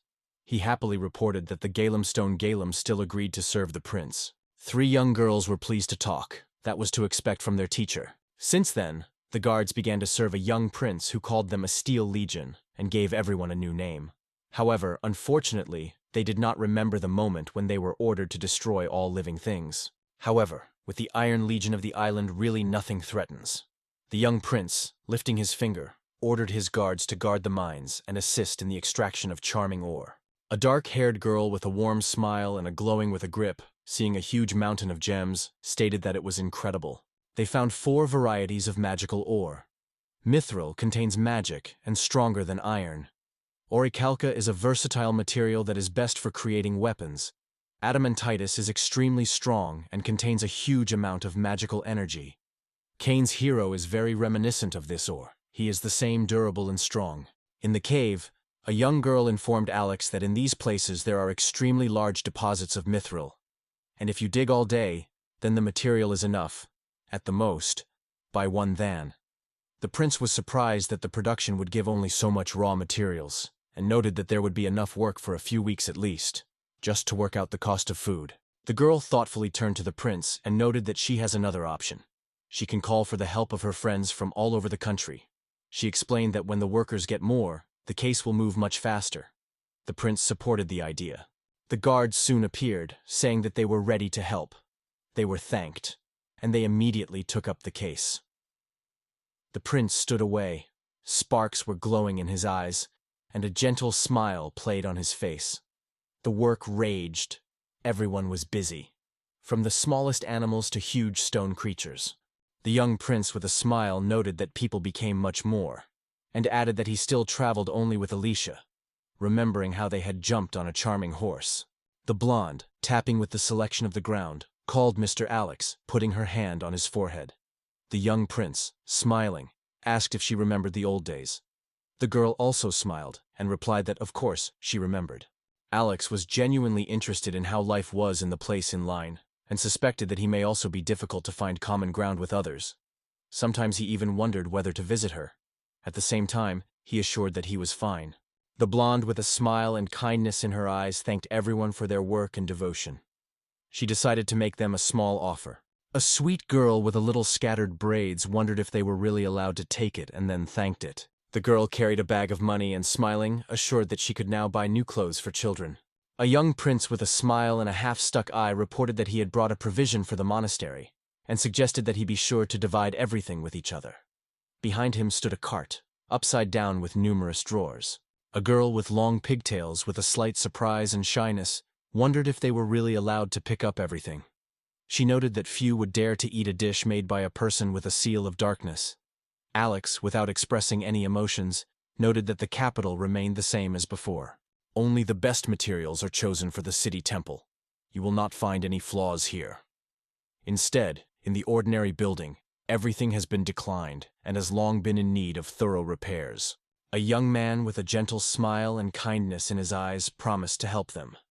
A little girl with ponytails, a little frightened, but with a sincere smile, tightly asked if it was true, and then thanked him. When he was called, Alex looked at the girl's outstretched hand in surprise. She said that recently people came to the temple, asked about him, and suggested that they were probably looking for him. The blonde, with a slight fear and alertness, wondered whether they were again those people from the church who were taking away another lives. Alex, a little bit, confidently replied that he did not consider it probable. Alex could only apologize to Lena, and he was interrupted by a girl with a little squat. She assured that he would not worry, because she would tell everyone that she had not seen him for a long time. A little girl with a little stitched pigtails was timidly warned that he was careful. Alex smiled gently with her, and kindly, with her eyes closed, nodded. The young prince thought that Librien should warn, as well as tell everyone the Cyclops that they are hunting for those who take away other people's lives. Suddenly, a loud, powerful jump came from the church. He decided that it should be entered through the reverse.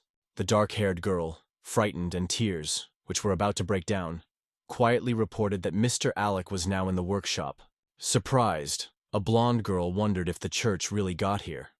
Alex, with angry and at the same time concerned expression, exclaimed that this could not be.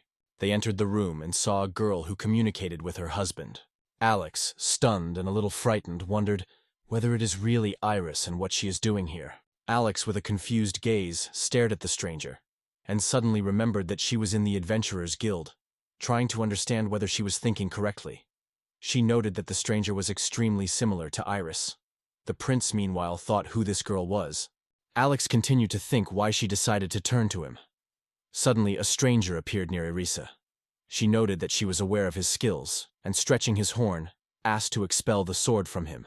The man, holding his breath, exclaimed with the surprise that before him, the horn of the black dragon, not looking at the amazing find. Meanwhile, the blonde thought, is she really so strong that she was able to defeat a black dragon? The young prince noted that it is difficult for him to believe in her ability to defeat demons. Alex came to the conclusion that there is a secret in all this. The blonde looked at Alex in surprise and, calling him, wondered where he was in a hurry. Alex, completely confused and puzzled, decided that a stranger, who may know him personally, before him. The stranger, who, according to Alex, resembled Iris, gave the man a bag with coins, and at the same time noted that it was a fee. The man heard and seemed completely puzzled, causing him unexpected shock and misunderstanding. The man exclaimed that usually the sword is not more than 1 gold coin. Instead, the stranger replied that she had as many as 100 gold, and many people told her. She asked to eroke the sword better and to do it as soon as possible, because she needs it to carry out her own design. Alex wondered what the plan was and suggested that she probably seeks to deprive the life of an extremely powerful demon. Hearing this, the man, not hiding his surprise, said it was too much. A girl with dark hair, attracting attention and smiling gently, reported that she was the main carpet of Julius. She promised to complete her work as soon as possible, adding that it would take about an hour. When a stranger slipped a bag of money, The black girl already wanted to turn to him, but he interrupted her, asking for permission to ask a question. Then the stranger wondered whether their master, His Highness, was Alec. The unknown, with an unmoved face, looked carefully at the lost dark-haired girl, who also did not hide her astonishment. The girl replied that the gentleman went to the capital a few days ago. On this stranger, only the verse noted that she understood. The Blondan name said that many people praised him in the city, claiming that he had saved the city, and that without his help, it would be doomed to death. Meanwhile, a black girl looked at a stranger with misunderstanding. The unknown woman continued her long story, suddenly asking if this damn prince really saved the city. Meanwhile, a young prince, accompanied by a fair-haired girl, appeared behind her back. A girl with blonde hair and face, full of anger, began to speak, even a little raising her voice, with indignation, remembering a damn prince. At the same time, Alex remained calm, and without removing the smile of a smile, noted that she really had such a bad opinion about him. The dark-haired girl who stood before the stranger lowered her gaze and, smiling timidly, began to scratch the nape of the nape. Meanwhile, the blonde stranger was in a hurry to apologize, noting that she probably did not have to talk about royal person. The stranger continued her story, urging them to pass on the money of His Highness Alec to apologize. The dark-haired girl, a little shy, turned to a stranger, wanting to find out her name. The foreigner, without showing any emotions, asked a dark-haired woman why she know her name. The dark-haired girl began to explain in confusion that she was conducting the survey, and given the generosity of the amount received, she just wanted to find out the name of her philanthropist. The stranger replied that her name is Lily, and she was born in a city near the western border. She also added that she was the daughter of a merchant. Meanwhile, Alex stopped in full surprise and confusion. The young prince realized that she is undoubtedly lying, and in fact is the daughter of the genus Illyria, the daughter of the head of the family himself, a humble and talented girl named Iris. After that, Alexei continued his monologue, saying that he had already decided on his life after the rebirth.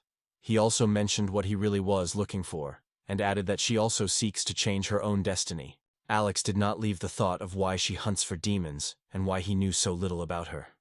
Suddenly, the blonde girl screamed suddenly, somewhat confusedly called Alec.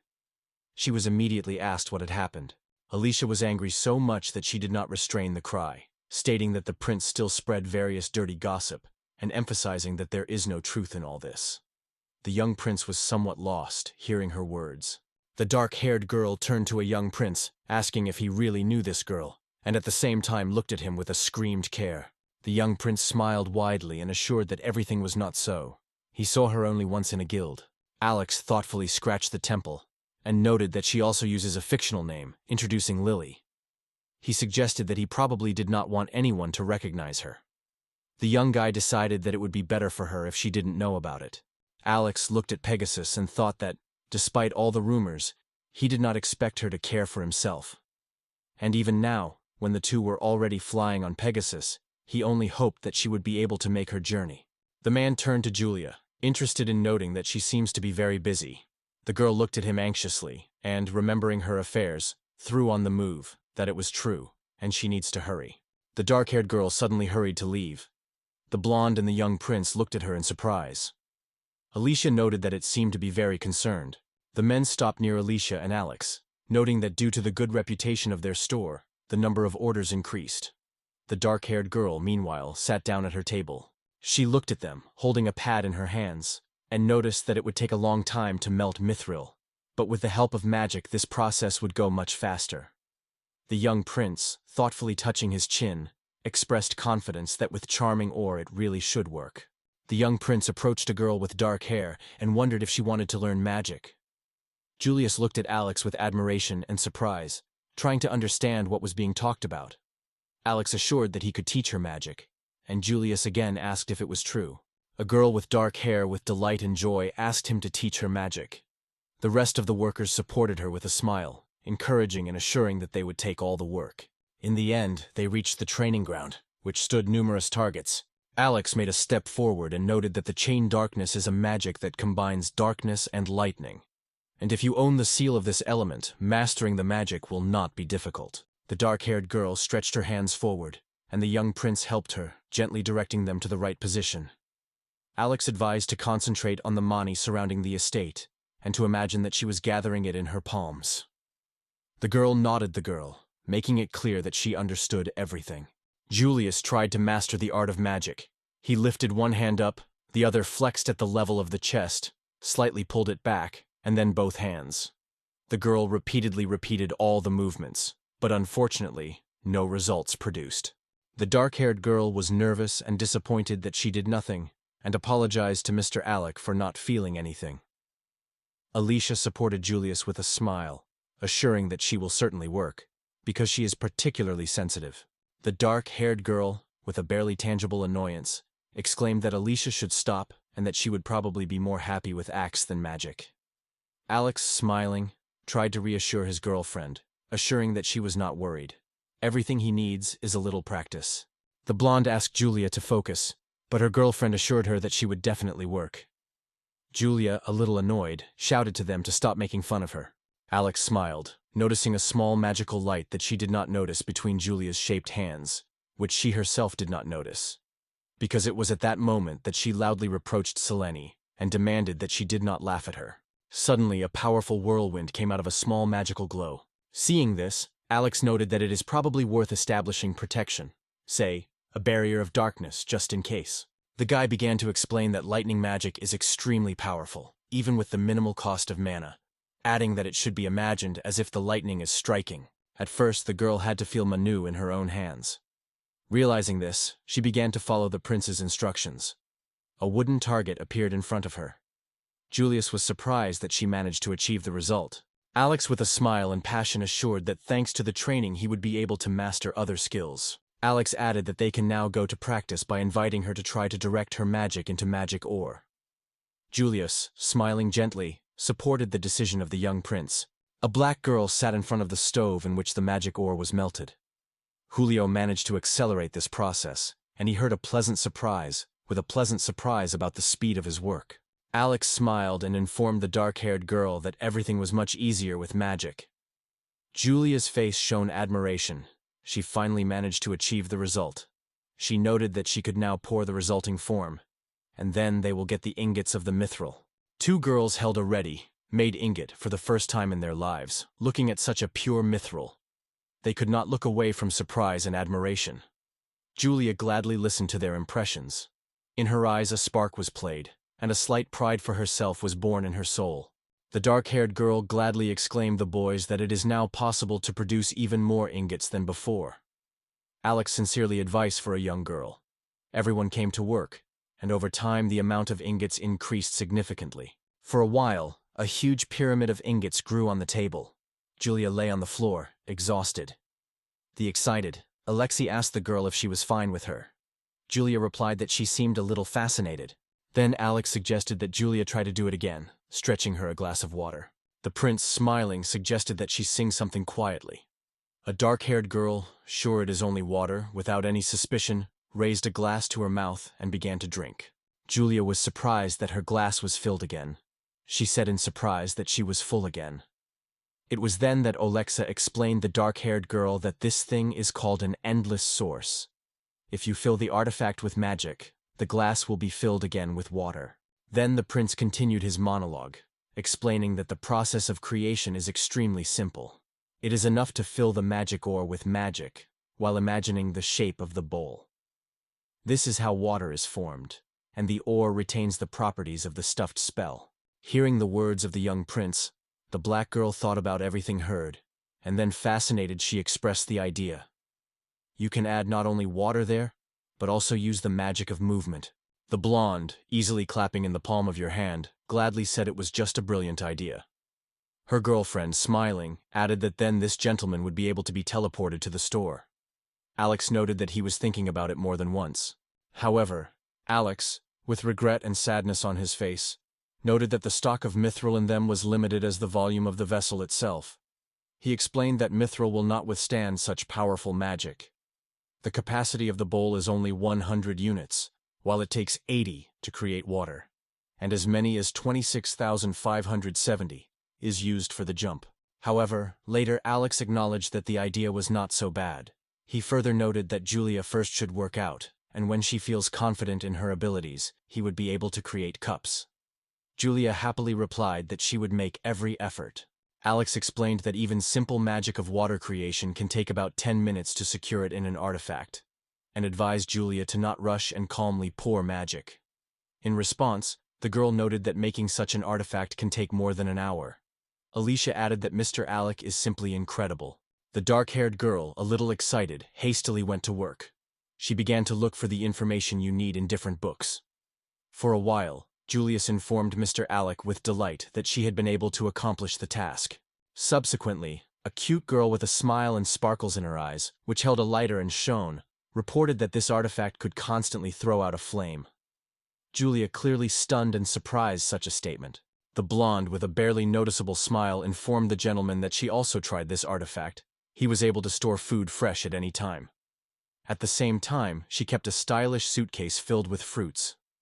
Julia felt a slight annoyance and could not understand how it became possible. Alex, with a slight smile on his face and slightly clamped with his eyes, tried to reassure the girl, assuring that they had a lot of effort. Suddenly, the dark-haired girl shouted at Alec, demanding that he also paid attention to her. Julia launched a huge network in front of him, and Alec wondered what it was. The dark hatch explained that it was a city, soaked in lightning magic. The blonde noted that it would not be easy for people to use these sites, and if they remove them, the Holfs will be able to catch fish again. Alex agreed with enthusiasm, adding that magic did not work on the gulfs. Alicia thoughtfully noted that harpoon may be even more effective if you throw it in a flock of fish. The result will remain. She added that it could be easier, because industries are able to use ordinary sins. The dark-haired girl exclaimed that she considered her idea successful. Alex tried to reassure her, assuring that her plan made sense, and suggested that she test her circles. Julius thanked the gentleman with tears in his eyes. Alex noted that thanks to her magic they have enough mithril. A dark-haired girl, full of excitement and passion, turned to Mr. Alec, promising to train hard and become the best blacksmith. The dark-haired girl assured that she would create an artifact that everyone will be envied. Both girls supported the opinion of Julius, and Alex noted that he would look forward to the results. The friendly girl turned to Alexei, asking her to give her all his money. The prince replied that she did not need it at all. Then the girl, barely holding back the indignation, asked to give at least a little, because he had as many as 100 gold. She promised to return everything to the last penny. Alex gratefully thought of his wonderful supporters and felt true happiness. At that moment, the young prince was called a sweet girl, urging not to ignore her and listen carefully. On the roof of a tall building sits a fair-haired girl. Her cloak is barely howling the wind, and she looks carefully at the picturesque landscapes of the outskirts of the city. Suddenly, between city buildings was a figure and rapidly moving to Alex, standing on the roof.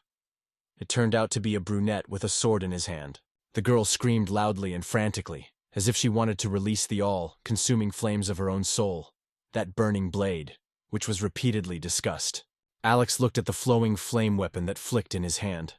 Involuntarily, a short line emerged, a trap of darkness. The burning sharp blades that flew directly on him were suddenly frozen in the air.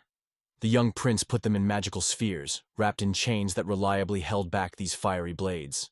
The girl was stunned and could not understand how he did it. She opened her eyes wide. She asked if he really was able to stop her burning blade. Alexei, at the same time frightened and tense, only confirmed her guess. The girl smiled ominously and resolutely put the sword forward, noting that he had surprised her. Her smile became even wider, loud sounds were heard, and the residents, interested in surprise, watched this stage. The girl screamed loudly, calling for a hellish fire. A powerful whirlwind broke from heaven, and an unseen darkness reigned over the city.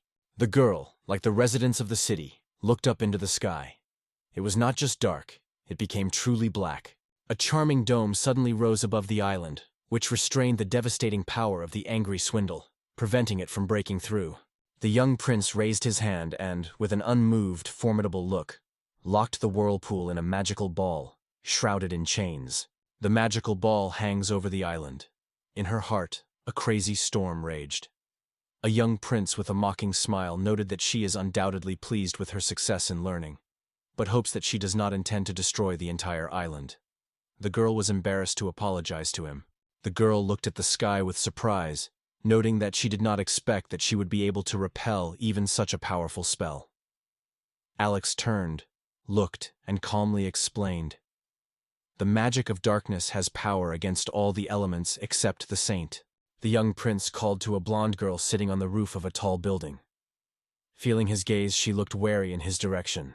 Alex pointed to a charming ball, inside which a frenzy of the clutter raged, and asked her to try to shoot her in the sacred light. She nodded as a sign of consent and reached forward. Suddenly, the charming bullet crumbled into small debris, and the chain broke. The whirlwind was released from his shackles. Girls engulfed fear and alertness before what was happening. The young prince looked down. His eyes glowed at least anxiety and tension, while the fragments of a charming ball and the scraps of chains flew on all sides. Giant flames were rising above the island. The girl was extremely impressed, and in surprise asked if the flames had disappeared. Alicia alarmingly and frightenedly noted that sacred magic has without any effort destroyed the wizard's spell. The young prince calmly reached out at the level of the breast, and lifting his gaze, stated that her magic embodied healing and protection, and she was full of absolute opposite of his dark power. The girl firmly pressed his fist to her chest and smiled widely, assuring that it does not matter, because he still remains the strongest. She has proudly added that no demon is able to resist his magic. Suddenly, she thoughtfully took her hand for her chin and talked about the Holy Church. The young prince looked away and noted that all the people of their kind, who intertwine other people's destinies, have a powerful holy magic. Alex turned away and closed his eyes, recognizing that he was not able to change something. The only thing left was to become stronger, to cope with everything that was waiting. The young prince clicked his fingers, and the charming dome, which was preceded by the island before, began to disappear slowly. The sky over the city has cleared again, and the mood of the inhabitants has improved significantly. Alicia smiled widely, noting that at least they had a city that the church was not suspected. The girl looked satisfied, and Alex agreed with her.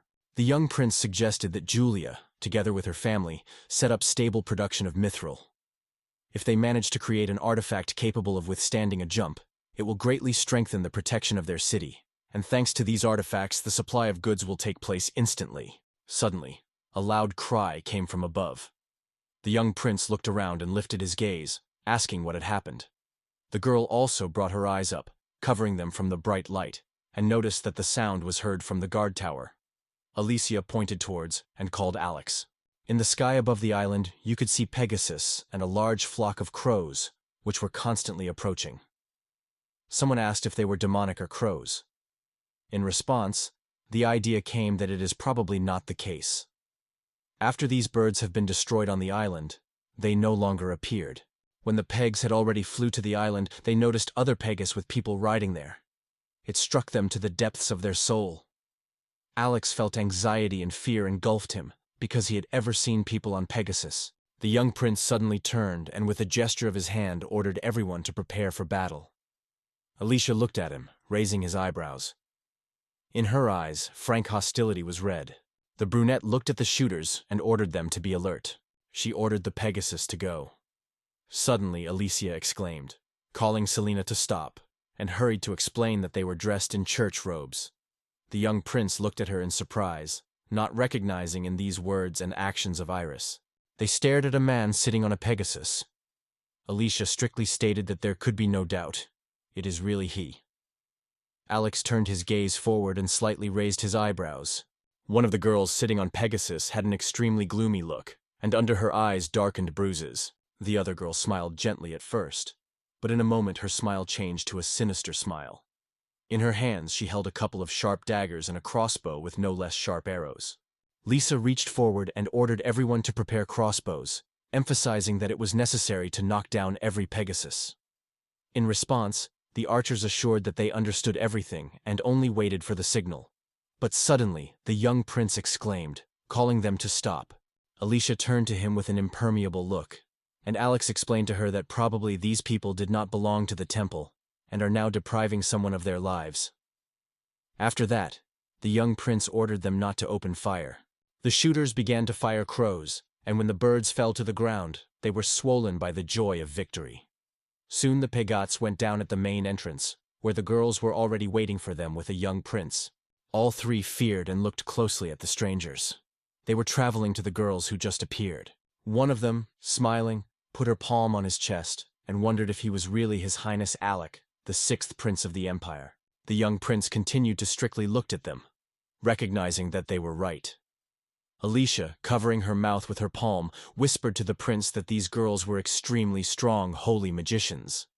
Alex did not look at her, only asked to remain silent. His eyebrows felt even more, and he asked why they came here. A cheerful girl said they had been sent to expel the devil from these lands. Meanwhile, the second uninvited guest remained gloomy, not looking at the young prince. Alex asked about the devil in surprise, and Alicia looked at them with disbelief and a slight shade of fatigue. Alex turned away and remembered the girl's girl. The young prince imagined a demonic girl suddenly nickened. Listening to the conversation of two girls about her, Alex looked and looked a little, thinking that he was only a regular demonstration demon and not a devil. Alex was indifferent to the uninvited guest and noted that there was no devil here. The girl only smiled mysteriously and replied that the devils were skillfully lying. The young prince assured everyone that there could be no unclean power here. The second girl plunged her hand under the cloak and pulled out a magic stone, the surface of which was decorated with a mysterious symbol. She announced that in this case they would find it themselves. The girl jumped her eyebrows, and with a threatening look, she stretched her arms forward, and then targeted the stone on a young prince. Alexei was a little frightened by a strange stone, and slightly deflected. Uninvited guests looked at him stunningly, unable to hide their astonishment. Their mouths were revealed by surprise.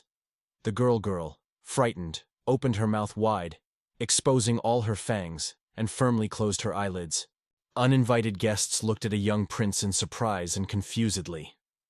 Alex fastened his eyebrows and, frightened, turned his head, raising his hands to his face and slightly opened his lips. After that, the girls looked at. One with surprise asked what happened. The other advised to be alert. In response, a confident voice came. They did everything right. Alicia laughed loudly and malicious, putting his palm on her chest. She screamed that they were not too intelligent and did not harm such junk. The brunettes stretched out their finger at the moment when the uninvited guests stated that they should try again. They again raised that magic stone and exclaimed that the devil appeared to them. The bright light shone from the stone again, and the young prince, shaking, covered his face with his palm and closed his eyes. He asked, dissatisfied, that it was for light and why he saw nothing. Uninvited guests looked at him in surprise. Alicia, dissatisfied, and noted that their behavior was extremely impolite. In addition, she wondered if they sometimes had forgotten that the prince was standing in front of them. Unknown guests were confused and could not find what to answer. After that, the unexpected guest suddenly sank, bowed to a young prince who stood in the middle of the hall, and a little stinging, began to apologize to him. Someone was surprised at which temple was raised by such impolite women. Alicia looked at them with condemnation, noting that their situation did not justify such behavior. After that, she wondered loudly why they had all waved this stone here. Uninvited guests with some insecurity said they heard, "The devil himself lives in this place." The young prince fell and looked at them sternly, saying that he had already bored.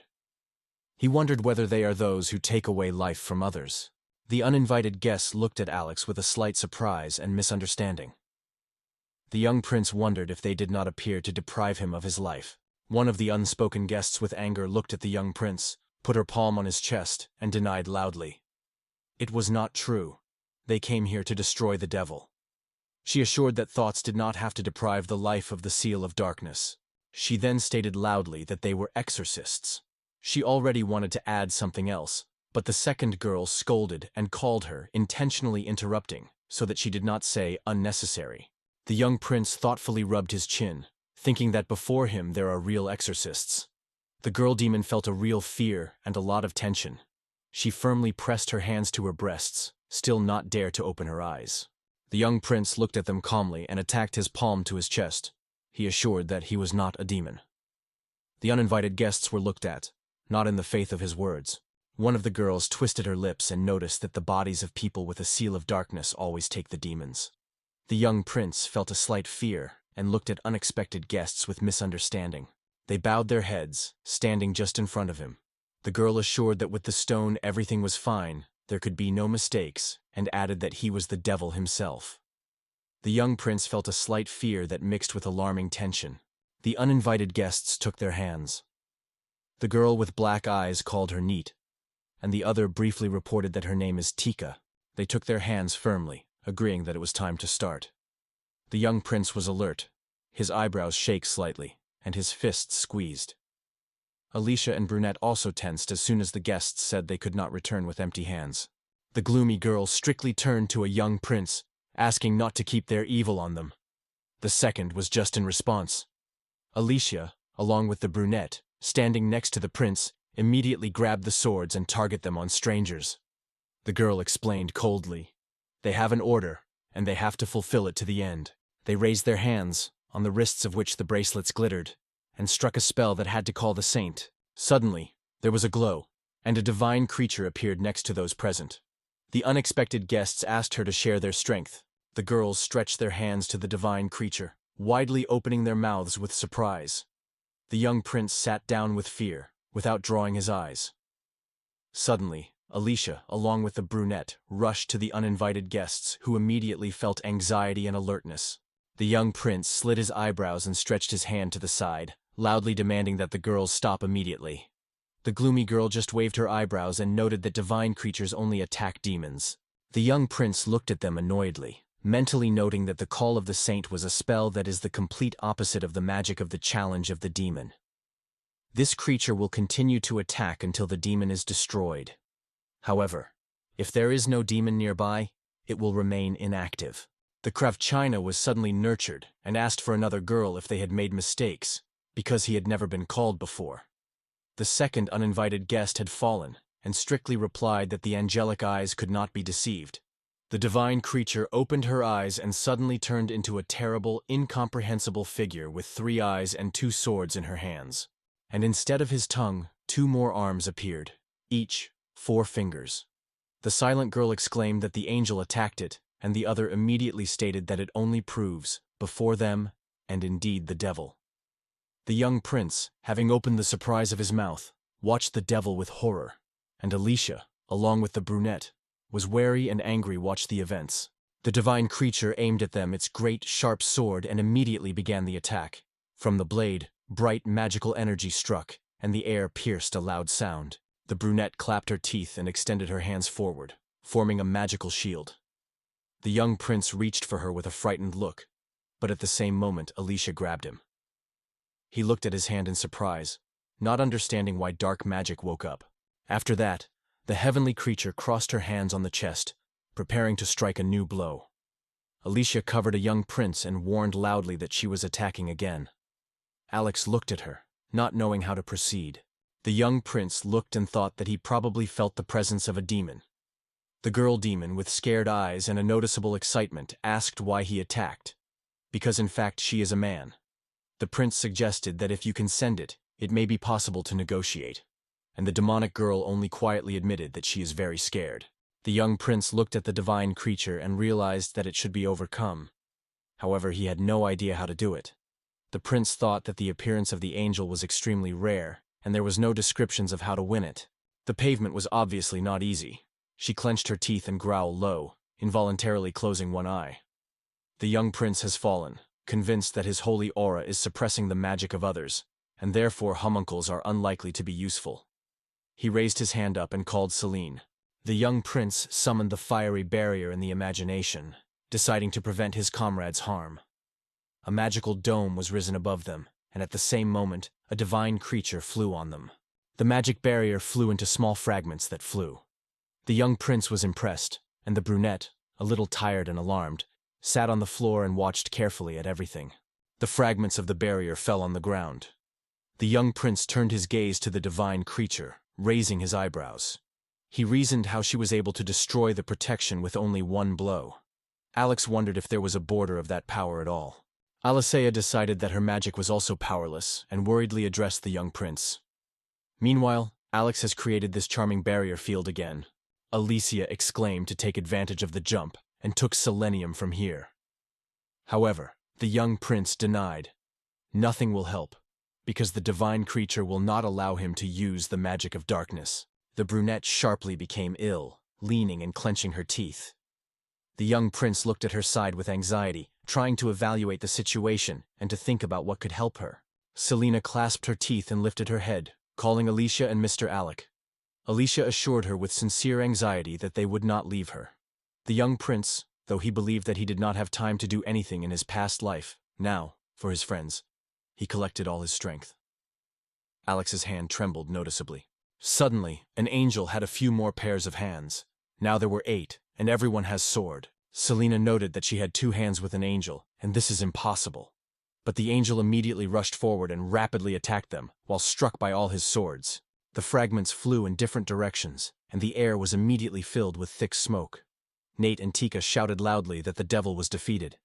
But suddenly someone's haze stretched out of a dense hand that tried to get to them. At the same moment, small magic barriers were sown in the air. The young prince threw a sinister, harsh glance at the uninvited guests, and dark magic struck on his hand from his hand.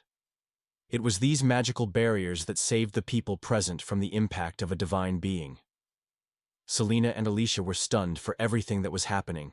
Alex barely noticeably erected his eyebrows and thought that if he was even more compressed with dark energy, his barrier from the darkness would be able to withstand the strokes of this divine creature. And perhaps now, they would succeed. The young prince corrupted loudly that he would take guard, and then appealed to Selena, asking her to focus on witchcraft. Selena straightened, lifted her sword in front of her, and began magic, calling for a flame, capable of burning the soul itself. In a moment, she shouted loudly, "Dragon flames!" Sharply shooting the sword forward, she broke through the shield, and the fiery flow rolled simply to the divine creature. Unknown guests looked at it with fear, outlining their mouths with surprise and horror. The powerful flames swept the whole body of the angel. Nate and Tika were bent, shaking their hands. The angel flashed with bright fire, and feathers were showered in some places. The young prince, with hope and anxiety, asked if they succeeded. Uninvited guests, stunned, did not look away from the angel. Their eyes were staring, and their mouths were stunned by surprise. The body of the angel literally broke into pieces, and only the eye that glowed on his stomach remained wide open. Alicia corrupted loudly that the nucleus of the angel remained unharmed, so soon he would be able to recover. Selena added with mild anxiety that due to sacred magic of serious injuries. Selena suggested using Inferno. Alicia decisively refused, assuring that they would destroy the whole island. The young prince seemed to not pay attention to this dispute. A gentle smile played on his face, and thoughts were completely busy with a demon girl. The demonic girl noted that they were in an extremely difficult situation. After that, she smiled ominously, adding that even her was obvious. Suddenly, Alex reached out and confidently, with a smile, asked Selenium to use the dragon flame, and Alicia to weaken the enemy's protection. Selena laid the sword lively and caused the dragon's flames, and in the meantime, Alicia began to destroy his defense. Suddenly, a wooden arrow was hung in their side. She slid through the hair of Selenium and stuck just in the face of Alicia. Alicia froze with horror, without taking a look from the edge, while Selena turned sharply to the direction from where the arrow arrived.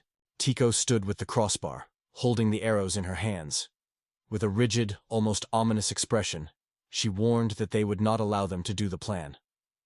Nate and Tico, armed with wedge weapons, were ready to have at any moment to attack. Unknown guests looked at them ominously and unfriendly, and Nate noted that the demons were the main enemies of the church. Suddenly, the exclamations were sounded. Someone stated that it was also ready to stand on the side of their owner, Alex. On all sides, archers appeared, ready with pulling meadows, and the armored guards rushed forward, becoming a live shield for Alex, Alicia, and Salen. They were determined to protect their wards from enemies. Uninvited guests were only surprised and helplessly looked at them. Nada and Tika surrounded the knights, so they pressed each other, looking around, watching the danger from different sides. Tika urged them not to interfere, but Nate exclaimed that they only came to put an end to the devil's life. And all this is for the sake of saving the unhappy guy. Alex watched them with surprise.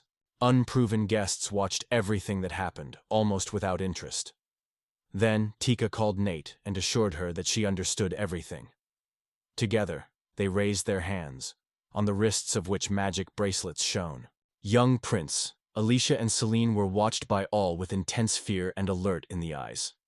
Hardly showing his eyebrows and slightly spreading his mouths, they froze. The heart of a divine creature began to shine brighter and brighter. The wreckage flew in different directions, and the light became brighter. Alicia, with anxiety, called Selenium, with a strong flame. Nate rushed to a young prince rapidly. She seemed extremely aggressive. She was already measured to attack him with her daggers. Alex, in a confusion of his mouth with fear, had no idea how to proceed. Alice shouted, ordering the guards to grab them. On all sides, round shells were shown in the air. At the same time, they were struck by bolts from the crossbow. The guards slipped on scattered shells. Nate opened her eyes, and it turned out that her iris was dark and the pupil, on the contrary, white. She asked him not to take it too personally. The young prince looked at her with fright, opening his eyes wide. Suddenly, without any warning, Nate rushed to the attack on a young prince and jumped sharply. She looked at Alex without any emotions while he released a silent cry. Alex squeezed his fingers with a protective barrier on which deep scratches were already visible. Nate stood on the shield, causing one blow after another. Suddenly, the divine creature recovered, and Alex, hearing someone's difficult breathing, looked at Nate in surprise. Her hand started the ward. Nate suddenly felt as he was covered by the heat without understanding what was happening. Throwing his daggers, he saw that the flame had already thrown into clothes. Alicia looked in surprise at Selene, fell and denied loudly that she was not her. The young prince, confusing his mouth, watched the events with surprise. In his thoughts, he thought whose thing could be the case. Perhaps the angel himself. Tika called loudly and anxiously to her. Nate began to spin around and chose that she was not a demon. The young prince, concerning his eyebrows, exclaimed that the sacred flame should not harm the person and immediately ordered to retreat. The uninvited guest continued the ward and did not get tired of claiming that it was not a demonstration.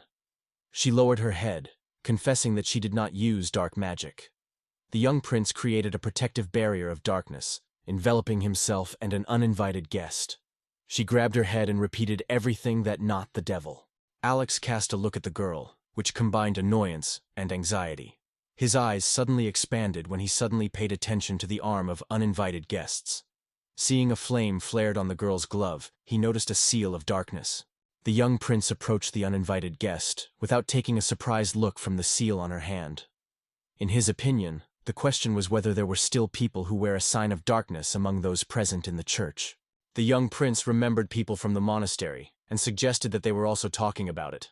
Alex, looking at the girl who was tormented by the pain, wondered if they became exorcists contrary to their own will. Another girl with a crossbow looked at Nate with a slight sadness and disappointment, thinking about something of her own. Alicia supported Selena by her shoulder, helping her to get up, and asked if she could and again use the dragon flame. Selena answered in the affirmative. Alicia with Nisishko slipped past a girl with a crossbar, and she did not even pay attention to her. Suddenly, the crossbow crumbled into pieces, and the magic bracelet on her wrists crawled and flew off small debris. An unusual guest looked at the broken crossbow maliciously and dissatisfied. Suddenly the second girl turned to her loudly, returning to her direction, and the young prince, meanwhile, stared at her with an empty look, as if a delusion into her own thoughts. Alicia jumped her eyebrows and strictly said that she would not allow them to target Mr. Alec. Alicia undoubtedly swung his sword on a young girl and broke her blades. The magical bracelet on her hand suddenly crumbled into small debris. Alicia noted that now they would no longer be able to use the angel, after which she turned to a young prince. The prince smiled widely and noted that it was a good job.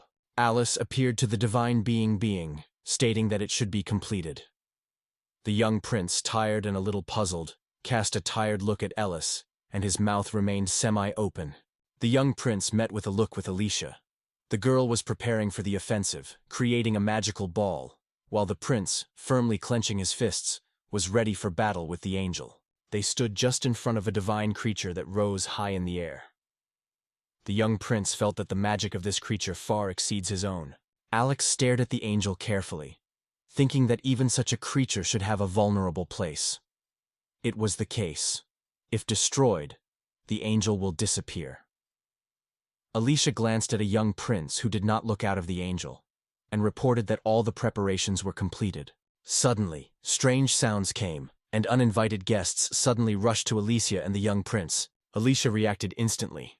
She rushed to the girl, knocked her to the ground and shouted loudly that she would not allow them to do so. Another uninvited guest was going to attack a young prince. He pulled the slingshot, preparing to shoot stones. The prince, frightened to the heart, opened his eyes wide and stared at the girl. Suddenly, a flame wall broke out suddenly before everyone. All the shells, released from the slingshot, crashed into this magical obstacle and did not get the goal. The uninvited guest was confused by the unsuccessful attempt of the attack and the sudden, unexpected obstacle. Selena hid in the magical dome, clenching her teeth from tension. She turned to a young prince and warned that she could not stand for a long time. Alex turned and seriously assured that he understood her. Alex closed his eyes and scattered, remembering that he planned to convey the magic of Alicia's magic. But now, it seems, there was no choice. The young prince reached away and caused a sacred glow. A magical, bright light bullet was hanging over his palm.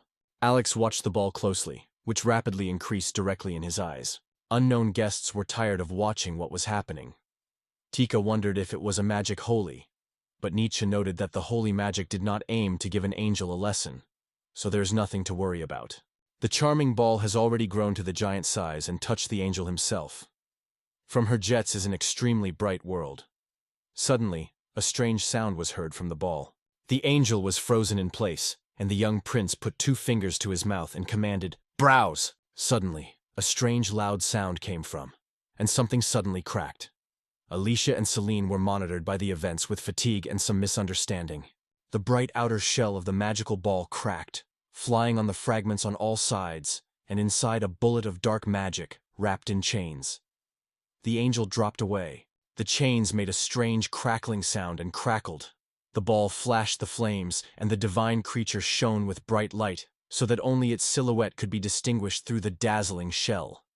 Suddenly, a powerful flame broke out. It raged with such force that the island itself was overwhelmed by the size. The young prince barely bent his fingers, and the divine creature suddenly began to break into parts, and numerous large cracks appeared on the magical ball. The young prince clenched his palm into his fist. The darkness of the darkness rose, and he stated that it was this power that could change the fate. The magic ball suddenly broke up with a loud explosion, and its wreckage flew all directions. Alex was satisfied, even smiling quietly, then grabbed his wrist. Dark energy began to emerge from the seal of darkness, and the young prince was convinced that his black magic would not yield to the power of the angel. The girl watched everything, stunningly frozen, and later her mouth stretched in a predatory smile. She wondered who he is if he was able to possess dark magic and holy power at the same time. The young prince thoughtfully muttered in response. Alex closed his eyes, and slightly bowing his head, calmly said that he was just a man. Suddenly, Alicia and Selena shouted his name loudly. The young prince hugged firmly, and joyful smiles blossomed on their faces. Alex felt something tight and uncomfortable with such closeness. Alicia noted that their lord had exceeded all the hopes. Selena noticed how the young prince had overcome the angel with only 1 blow. Alex is a little newest, not finding words. In the meantime, the invaders were already restrained by the guards, and the dissatisfaction of those was quite obvious. Tika, a little tired and disappointed, asked if the angel really lost the devil. Nate also looked upset and frightened, uncertainly assuring that this could not happen. They looked at the fragments of their broken, charming bracelets that were scattered on the ground, and did not know what to do next. Alexei turned to uninvited guests, and in his gaze, anger broke out. Now they had to be responsible for everything. Alex looked at the unexpected guests strictly, raised his eyebrows, and stated that his decision would depend on their answers. Alicia, together with Selenium, also did not take out the girls of vigilant, cold looks. Unprocessed guests felt fear and tension when Alicia slowly reached for the sleeve of their sword. One of the girls returned to the young prince and noted that he first wanted to make sure that he was, sometimes, the devil. Alex was a little surprised, but calmly replied that it was not at all, and they were wrong. However, in his thoughts, he noted that despite this, it was the angel who attacked him. The young prince suggested that the divine creature could respond to his seal of darkness. However, the girls confidently denied that it was impossible, because they have repeatedly turned to him. The girls raised their hands up. Nate quickly removed the glove, and everyone showed their palms, on every dark, its own seal of darkness. Alex watched the uninvited guests carefully. The young prince was surprised to realize that they also had the same signs. Selena wondered if the owner of the darkness could belong to church circles. Alicia, covering her mouth with her hand, looked at Selena and explained that in fact the exorcists were a separate organization. The young prince attentively, with a slight surprise, listened to the girls when they expressed confidence that he possessed the magic of darkness, which only the forces of evil can master. Tika was worried about how he managed to keep his mind in such darkness. The girl confidently stated that anyone who turned into a demon inevitably crazy. The young prince remembered himself badly in his past life. Alicia at the same moment stood in front of him, protecting the prince and holding her hand on the head near the side. Alicia stated that it did not matter what it was, because its master Alec was for her. Alec looked at her with surprise. Alicia's gaze at that moment became terribly tense when she added that if someone had tried to take it from her, she would never forgive it. Alex looked at the girls with regret, feeling that in this country the principles have long been firmly rooted. Darkness here is considered a true evil. He did not leave the question of what happened to them in the monastery. Tika lowered her head and said quietly that they should put an end to the devil, because then Miari was crying. Alex calmly, but with a noticeable interest, he asked the girls who were Miari. They looked wary of the young prince, and in their eyes flashed a shade of sadness. They remembered how one woman strictly ordered them to hide the seals so that no one would see them. The frightened girls always humbly agreed, and the woman annoyedly emphasized that it should be remembered and not falling into the eyes. Young girls always accompanied this woman and helped her. Local residents, hostile, have repeatedly mocked them. When a woman looked after the girls, she emphasized that they should now understand how dangerous it is. When the girls grew up, this woman continued to assure them that many locals treat them with hatred through the seal, so they should be careful. The girls joked that Miari was extremely harsh, but at the same time, very good, and laughed together. Despite the harshness of Miari, the girls had fun with her. For example, when they returned home with shopping, their sincere laughter was heard in the house. Miari also had a seal of darkness, and explained to the girls that, when they became the bellies, they would stop being afraid of the power and having constant abundance. Miari threw the apple up and reported that they provided personal mentors in magic, and most importantly, to master the elements. One of the girls noted that she was good to control the fire, and the other, raising the bow, boasted her skills of archers. Nate has fascinated that she would certainly try to become stronger as soon as possible. Miari, with a sincere and gentle smile, turned to Tika, encouraging her to try it. The girl took off his glove and wondered what she could do. She looked at her seal with a barely noticeable smile of disappointment, thinking that she could not be read. When Maria passed with the girls past a man who suffered from alcoholism, she reminded them that they should always be focused and never resorted to dark magic. Suddenly, a sharp and foul explosion came. One of the girls fell to the ground, and the other, worriedly, rushed to her. Miari looked at a drunkenness who was uncertain about darkness. The man grabbed the girl firmly for his wrist and asked if she had a darkness. Miari and Nate, full of anxieties and fear, rushed to the Tika when the angry man lifted her by his hand. Nate rushed to help immediately. Miari, with a frightened face, hurried to apologize to her husband for accidentally pushing him, and at the same time she thought that she was probably too much alcohol. Nate, meanwhile, removed the arrow and set it on a stranger, demanding that he immediately release the tack. Miari screamed with despair, demanding that the knight stopped immediately. However, Nate pressed on the descent, missed, and hit the hotel sign that hung behind the back of this giant. The man turned and looked at the sign. Miari shouted loudly to them to be careful. After that, the man looked angry at the girls and then threw his tack just in the arms of Miar. But she had time to pick her up for his waist, involuntarily closing her eyes. A man armed with cold weapons tried to attack Nate. He shouted that they were all dirty and people were not capable of, and saliva splashes were flying from his mouth.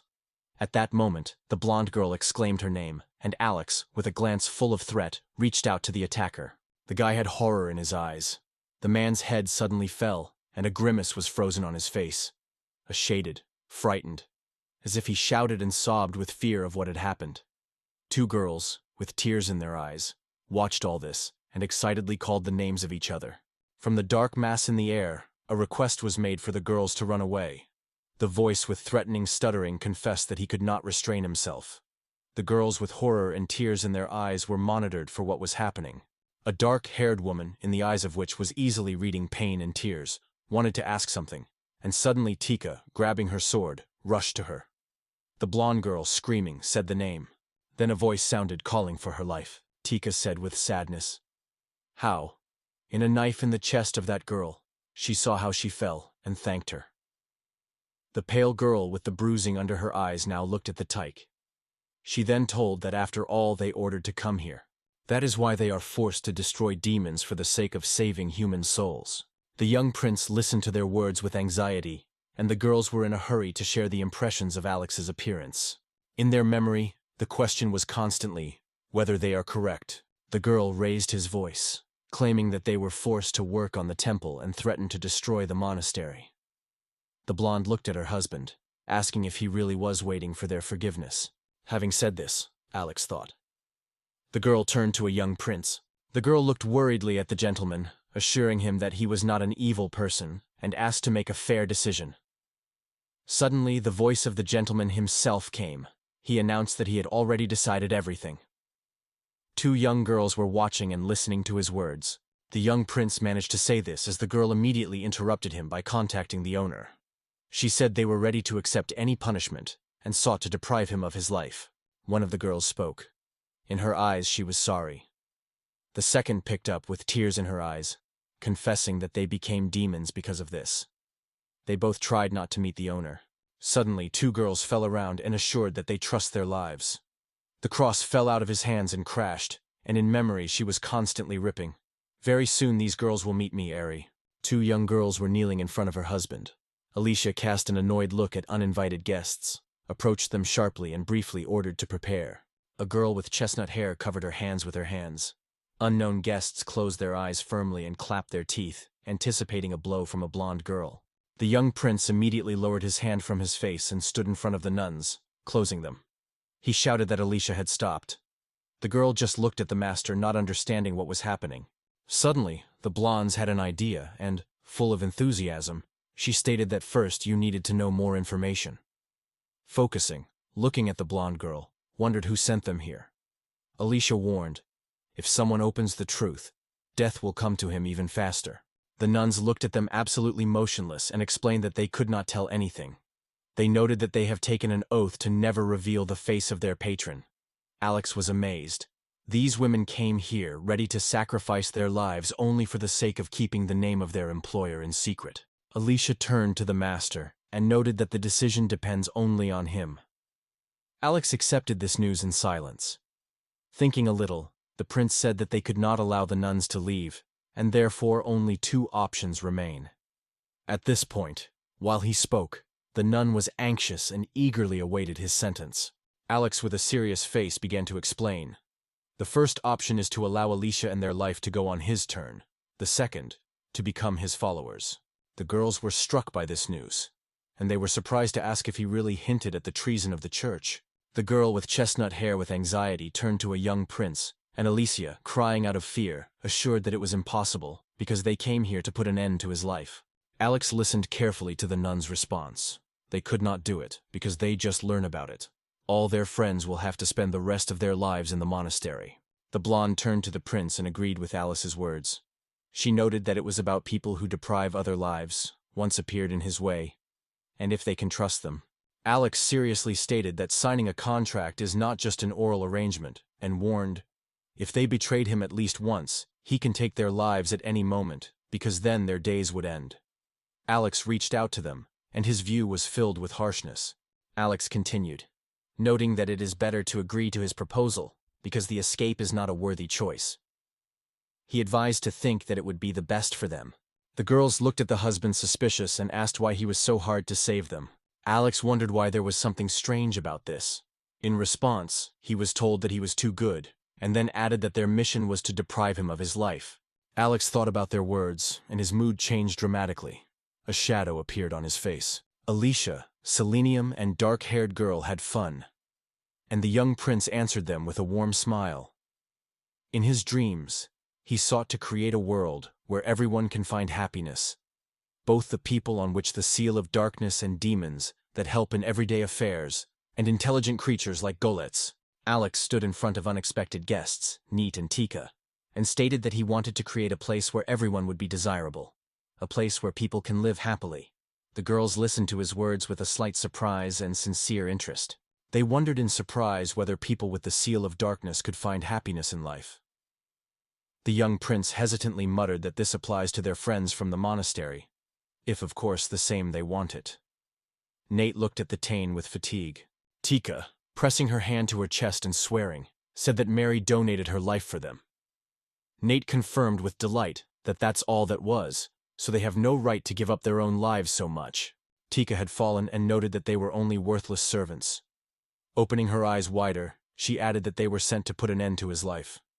Suddenly they grabbed the hoods, threw them away with a sharp movement and shouted to Alex. The young prince looked at them with surprise. Tika sincerely begged the young prince to conclude an agreement with them. Nate, no less serious, assured that they are both ready to serve him by the end of their days. A friendly smile appeared on the young prince's face, and he confidently agreed to their offer. Stretching their hand, the prince waited for the girls to raise their palms to the forehead, and then easily touched the tips of their fingers. The girls lifted a little above the ground, which was a surprise for them. They barely spread their mouths. The young prince stated that they are his followers from now on. The girls were amazed at such an incredible force that they could not help but ask where she came from. They looked at the seals of darkness that glowed on their palms. Alex was also surprised and thought about it. He began to explain. The young prince said that the Ticks have a young moon seal and specializes in secret. Instead, Nate has a shadow stream seal. It is inferior to the force of the moon, but is extremely useful in hunting and in battle. The girls were interested in looking at their seals. The young prince with a smile assured that they have nothing to worry about, because both of their seals are extremely useful.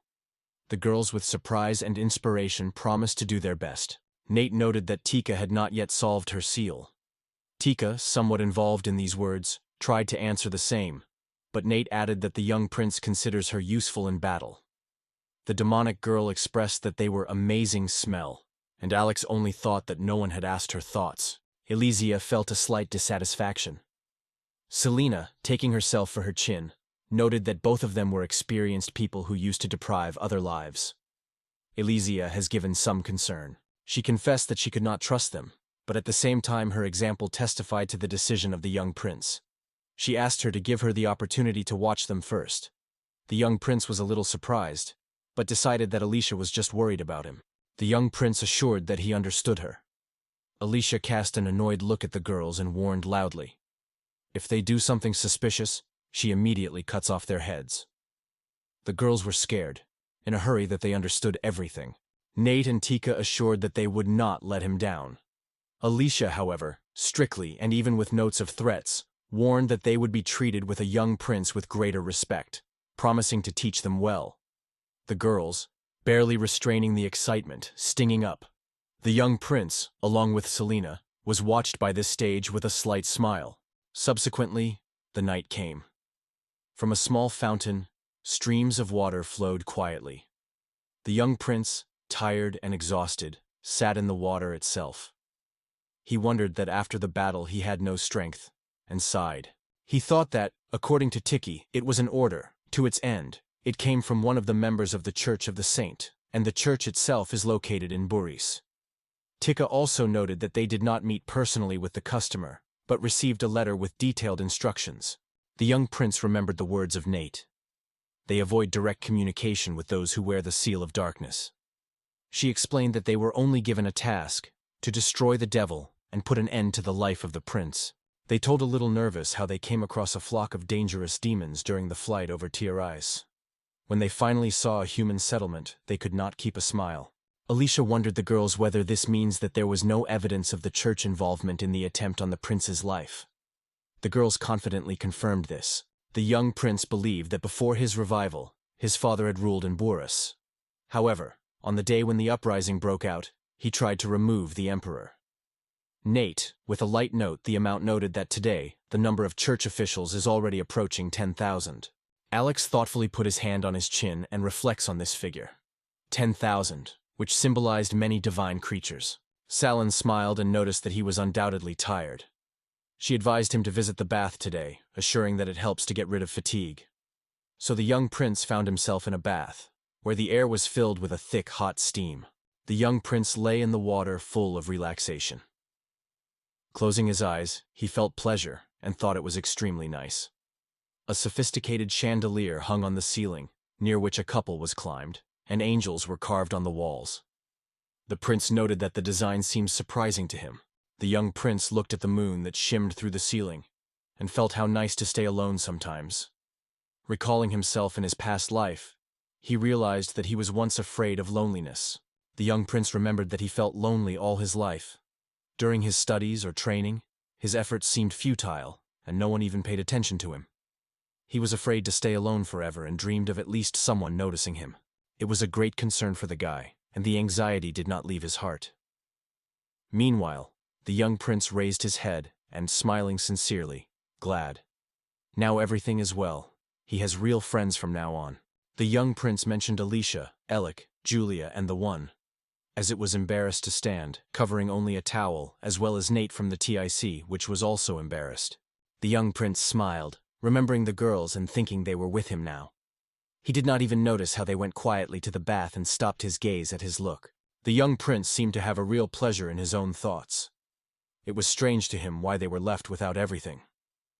Alex opened his eyes a little and saw 4 girls, who, wrapped in towels, hid their bodies shyly.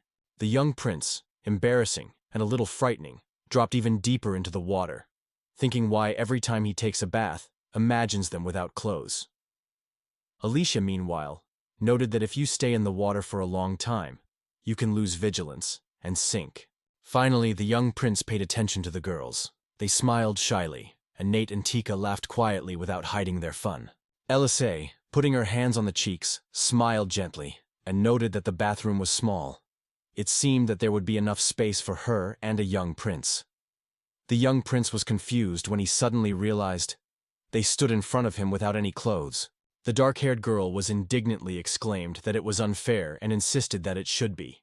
Tika, covering her mouth with her palm, noted that it was extremely cute. Nate smiled, looked at his flesh, and agreed, emphasizing that she was right, and the young prince is really very cute. The young prince, at the same time embarrassed and indignant, retreated into the corner of the bathroom. He loudly asked what the girls were doing in the male bath. However, they only stood silently and did not look out of his eyes. Alex reached forward, trying to use the jump team. He was genuinely surprised when the spells did not work. The young prince turned away and stared in his hand. Stunned, he asked in surprise why magic did not work, assuming that the reason maybe lies in hot water. The girls looked angry at him. Alicia, with a cold threat, noted that this water was imbued with holy magic. The young prince looked at them with fright and asked in surprise if it was really their idea. In the eyes of Alicia, sly sparks broke out, and laughing in his face, she reached out to him. Alicia suggested that the young prince wash his back. Alex was alert, looked at them with a slight fright and embarrassment, imagining what manic zeal she dreamed of rubbing his back. Alex fell and indignantly wondered why they would be sorted to wash with him. The demonic girl covered her mouth with her palm and smiled maliciously, asking if he still understood anything. She proposed to perceive it as a reward. Alex's cheeks flashed a bright blush, and he noted that, although it seems like a child, in fact he was far over 20. The demonic girl smiled widely and crossed her legs, noting that while the opportunity had fallen, he should enjoy this moment. The young prince was dissatisfied with his teeth clenching. Alicia removed the towel, staying completely without clothes, and sat quietly behind the young prince, hugging him by her shoulders. The prince of embarrassment was squeezed and tried to somehow cover his body, extremely confused. The dark-haired girl also dropped the towel and sat down in front of the young prince, starting to soap his legs and stomach. Alex felt awkward and confusedly. He was very uncomfortable with the fact that a girl touched his body without clothes. Tika and Nate sat on the side of the young prince, and smiling began to soap his body. Their cheeks covered a light blush. Alex, barely opening his mouth, tried to hide from them by his hands, slightly pulling his knee to his chest. Selena clenched his fists and scattered, looking at the same time threatening and indignant. Marking loudly, she assured that she simply could not hide her excitement. She exclaimed loudly that she would not calm down until she released the young prince's back. The water in the bath at this time was restless. The dark-haired girl shouted loudly that she was extremely hot and asked Selena to wait. Alicia, without holding back the cry, reported that the water almost boils. Selena looked at the girls alertly, staring surprised at their faces. Tika with Nats jokingly noted that now a real sauna was here. The young prince thought that such friends would not have to be bored. The young prince believed that they were already on the verge of creating a strong state. Outside the window, a deep night, and the sky flashed through the stars. Alex was convinced that first the intentions of the church should be understood and not rushing with careless decisions. He thoughtfully bowed his head, giving his chin with his hand, and thought that it is quite realistic to create an operational point in the capital. Meanwhile, the girls warmed up so much that they began to throw dissatisfied views on each other. Only Selena seemed great. He thought that he may seek him for help. It was a while, the dreamy moment came. Fluffy clouds floated in the sky. At this point, someone called Mr. Virtus. One of the men's screen men on his face, putting his hand to his chest, reported that someone wanted to talk to him, calling himself his brother. Mr. Virtus seriously asked this brother, and firmly replied that he did not know such a person and never remembered it. A servant with a scar on his face reported that this man wanted to talk to him about money. Mr. Virtus looked at the servant with interest. He had blonde hair and somewhat dark skin. For a while he considered heard and first did not say.